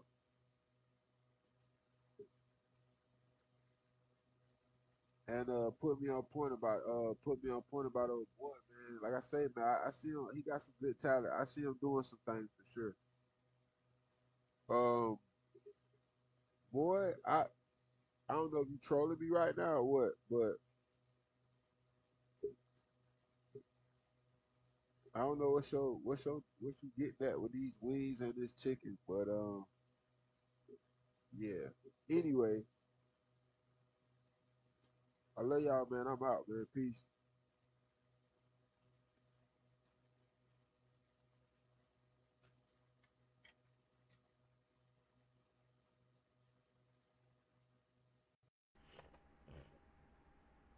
It's over.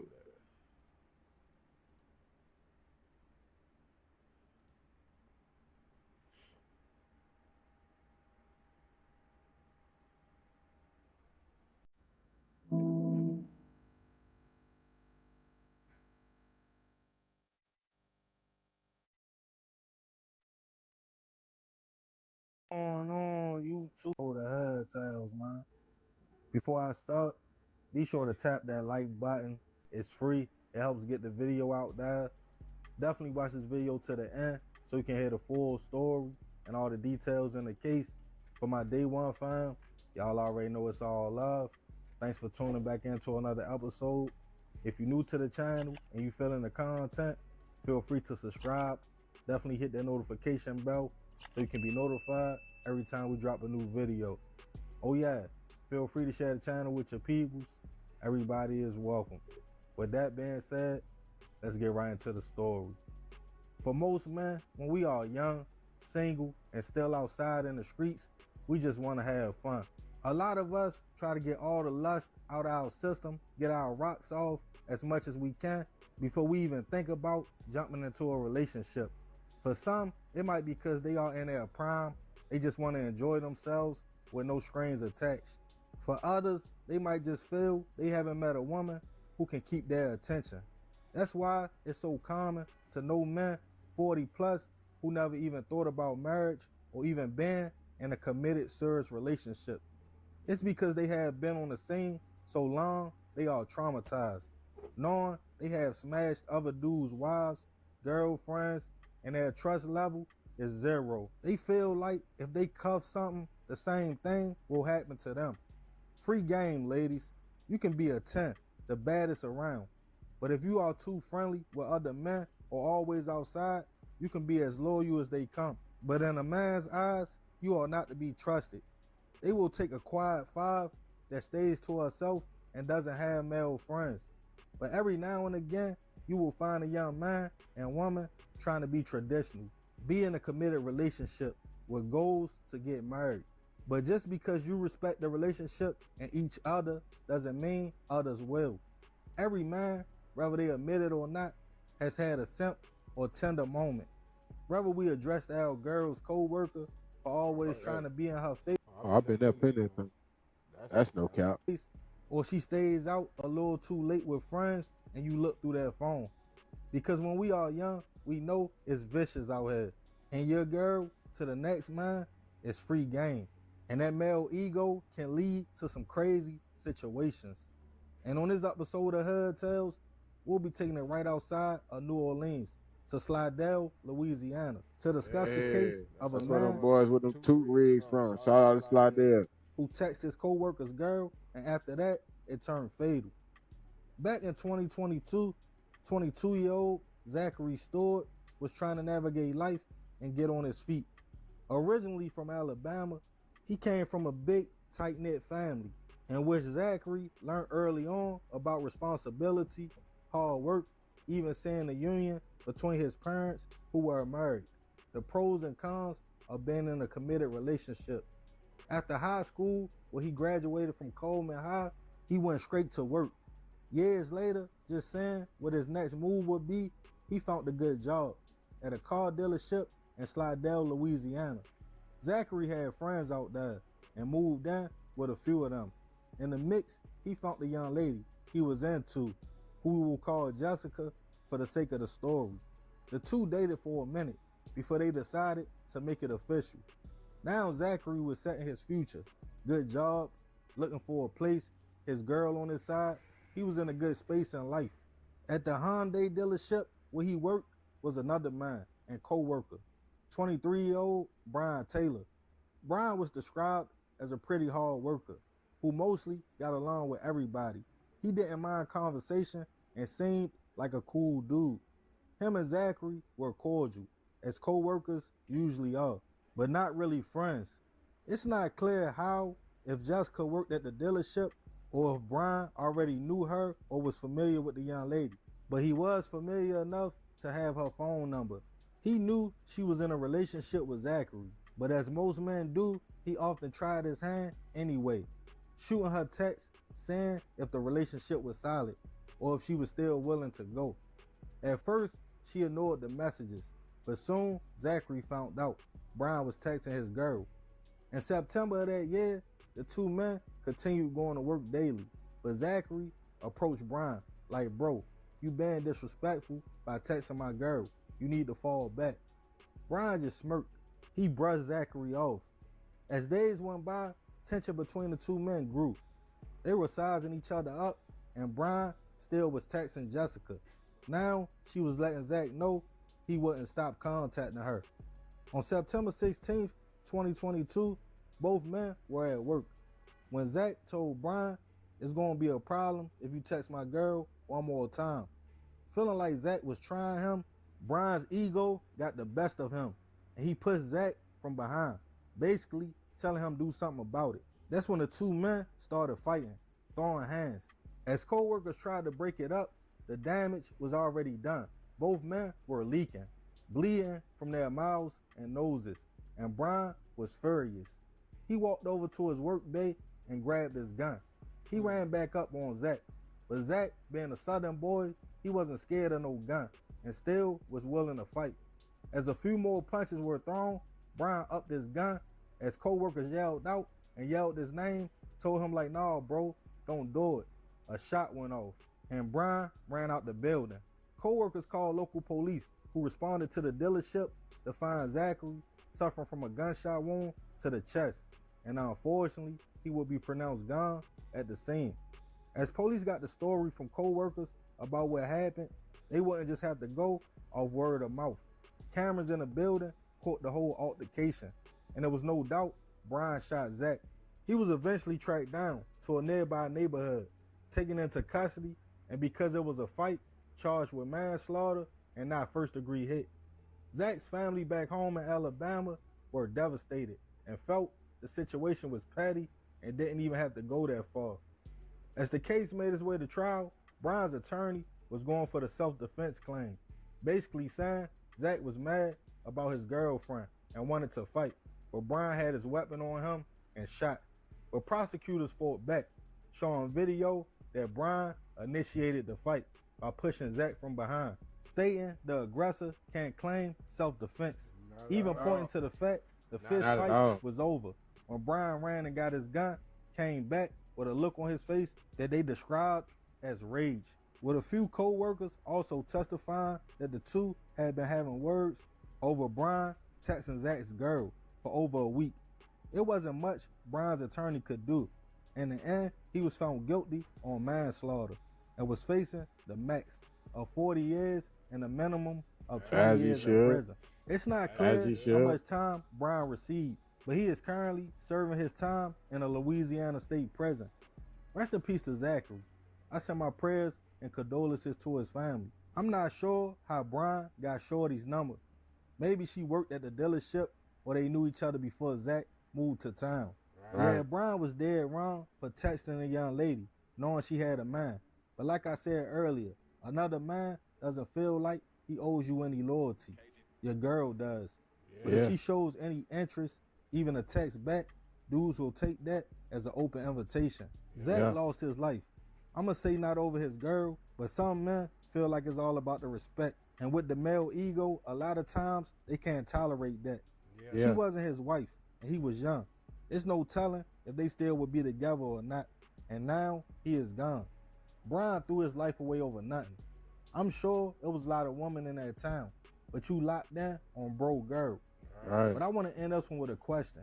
Have you yourself ever been in a similar situation where you felt disrespected, somebody was texting or trying your significant other? If so, how did you deal with it? Let me know in the comments.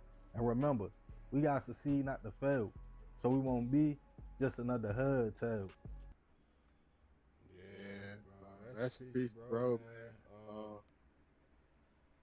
man. That's real unfortunate, for real though. To bruh, yeah, your ass, every bit of that for it. I mean, man, the man willing to square with you, and see what it is. You mad because he probably whoop your ass. Yeah, that's your fault. Your ass should learn to fight better. That's your problem. You know what I mean? All that other shit you got going, that was some sucker shit. That was definitely for sure some sucker shit.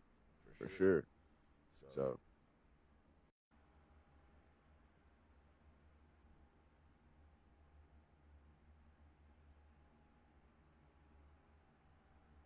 Nobody wins when the family feels.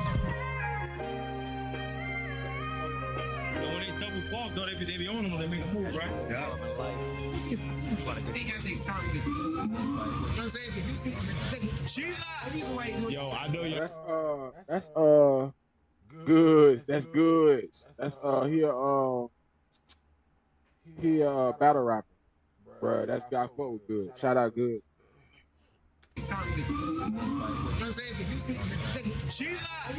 Yo, I know y'all ain't double parked, right? Podcast. Outside in Brooklyn, man. You know what we doing, man? Let them know. Let them know. For KMD. So at Lips Cafe, you heard of me. And shout out to KMD. Keep the fucking music dope. You know, we sliding on niggas, man. You heard? Everything is just sliding. It's sliding on shit, you heard? Yo, how do you feel about the love for the new single you got out? Blessing, man. You know, like I said, man, I just woke up and it was on 50 page. I woke up the next day, Max said send it to me. I woke up today and Snoop started following me. Like, it's crazy right now, you heard? Oh, congratulations. Shout out to Sade. Dude, and you deserve it, bro. You deserve it, bro. Slide, man. If y'all ain't tapped in, go tap in with the... Fam, 2 stories I want to bring to y'all attention this afternoon, but this one right here gonna be the quickest. Imagine striving for something your whole life, and you know how it is. The older you get, people start looking at your dreams a little different. Some even start to frown on it, but you keep pushing. Then one day, you finally drop one music video, and it starts getting traction. Maybe 1,000 plays, maybe a couple thousand. In your mind, that's going viral. That's a huge accomplishment. And then it gets even bigger. One of the biggest artists to ever come out of your city repost your music. Now you feel like you're finally on the right path, but just weeks later, your life is cut short. Authorities say this man was gunned down by his own stepchild, all while trying to install discipline in the household. So today, we're going to pay our respects and go over exactly who this man was. We're going to look at what led up to that moment, what authorities say happened inside that home, and whether the mother had anything to say about it. Also, highlight some of his accomplishments he made along his journey. But before we go over this one, I want you guys to remember, I don't give you no angle. I just give you the story. So with that being said, make sure you like, comment, and subscribe. We're going to jump right to it. If you ever wish payday came sooner, this might actually help. It's a banking app called Current with a bunch of useful tools. And one of the main tools lets you access up to $750 of your paycheck early if you switch over with Current. You get a full set of features like paycheck advance, overdraft, the bill card, and more. If you focus on building credit or just want a smoother way with managing your money, it handles everything in one app. I actually like the app myself. That's why I partner with them. And right now they're giving away $75 for anyone who signs to take you. An option link next. The ago he dropped stage name Synthero. Jamel Davis. Out of your finances, I catch out known by his rap stage name Synthero. Fan meet Jamel Davis, 43 years old. He's also known by his rap stage name Synthero, Brooklyn, New York. He been rapping for years now, but a couple weeks ago he dropped a track titled Sliding. He used the Sade instrumental and basically used the R&B song to say he gonna slide on his ops.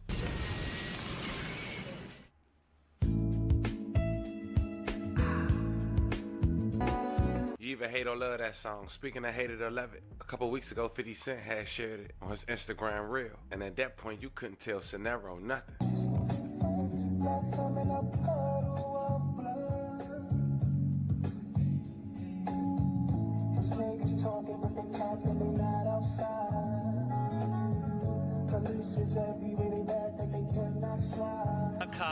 It's your host motto. You hear him downstairs going crazy if you hear him. The mic is good. It don't pick up background shit, so they might not hear it. But they spitting right now and shit. But I had to get my man right here. Tell him who you are. You know what I'm saying? Where you from? It's your boy Synthero up. I'm from Brooklyn, New York. Fort Greene. You know what it's hitting for. What's up with it? I was in Brooklyn last week. I saw the 50 Cent concert. Yeah, I was there too. It was lit, man. It was a good look. I came for the Friday wave. Friday? I was for the Friday wave. Yeah, I went there Wednesday. He had Cole and all like the day before that. That was the day I saw Cole. All right, yeah. so I went for the next one. It was a good look though. Wow. Yeah, nah. Just off topic a little bit, just on the concert. Yo, I really went there because I was like, yo, I want to hear him spit some mixtape shit, like some hard, like the shit that I grew up on. But then he spit all the commercial shit. Right. But it was still dope because. And I said that too. I agree. Yeah. I agree. He definitely did a lot of. You in New York. This is where you should have been. He kept it clean for some reason. I don't know, TV. And yo, you didn't let Yayo spit one verse? Come on. Yeah, Yayo definitely was supposed to get a song in, or even so if. Seductive. Yeah, he was. Yeah. See, I like how you think. I like how you think. You think like me. Yeah. All right, so just jump back on what you got going on. You're just spitting the cipher. I was doing interviews before. This man was sitting over here in a cut like a ninja. Yeah. He was in a corner over there with the speaker, hiding behind the speaker, saying nothing. Then he went up there and just said some whole other shit. I was out the way till I needed to be in the way. All right, so any music you're doing, because you said that your brother tapped in with goods, you know what I'm saying? So like, yeah. So what I got going on, I'm an artist. Like, so you know, I got a lot of shit going on. First and foremost, I got an 11-year-old son. His name is Music Moolah. He fire. He got a mixtape coming. Just to cut you off, I got a 12-year-old, so. So you know what time it is. And he's fire. He got a mixtape coming out near school time, September, called Old School, New School. It's a mixtape or whatever. It's going to be fire. So let's get to me. I got a joint right now that I just dropped right now. It's called Rotten Apple. It's on YouTube right now. It's fire. I got a lot of music out. I'm on every platform. I got a lot of shit. That's what I do. I drop like a lot of singles with videos. So what I got going on right now, I got this joint called Rap Trafficking. Remember Streets is watching, Jay-Z? All right, I'm bringing that back. My shit is called Rap Trafficking. It follows every story. Every story is for 22. It's 22 minutes, I believe, and it's 10 joints, and it's a story about rap trafficking, not drug trafficking, but rap trafficking. Now, Synthero had a couple of kids. His son, now 13, also had a sister with the same woman. But Synthero was known to have music with both of his kids. They looked up to their dad, and looking back, that was a memory they could have forever.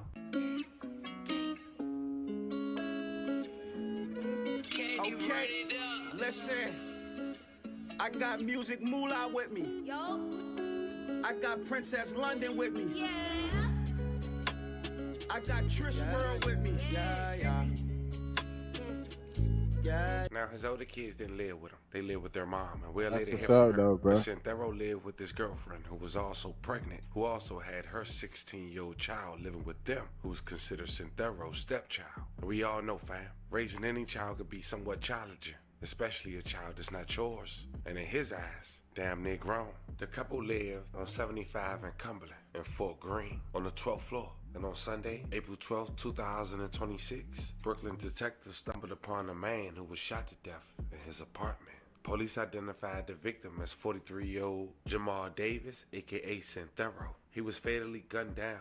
And according to sources with immediate knowledge of the incident report, the 16-year-old son of his girlfriend, who lived with Davis, had shot him in the chest and arm following a dispute. Davis was rushed to a nearby hospital. The confirmation stemmed from an argument over smoking inside the apartment. Apparently, because Synthero's girlfriend was pregnant, who was his stepchild biological mother, he didn't want no smoking in the house. And it seemed he wasn't having it. And Synthero tried to step up, be the man of the house. But it just didn't work out in his favor. Instead, the stepson had decided to shoot and kill him. May he rest in peace. And love condolences to his family. Right.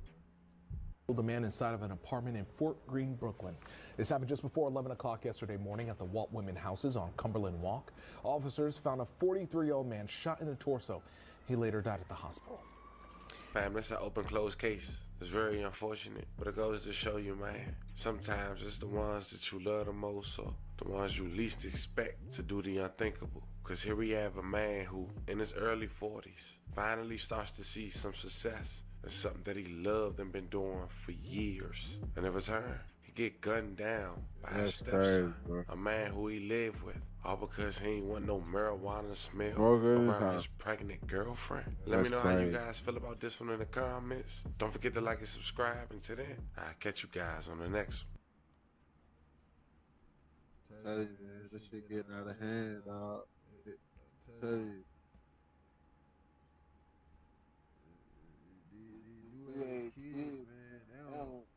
Motherfuckers don't want no right guy. Motherfuckers want you to tell them everything wrong.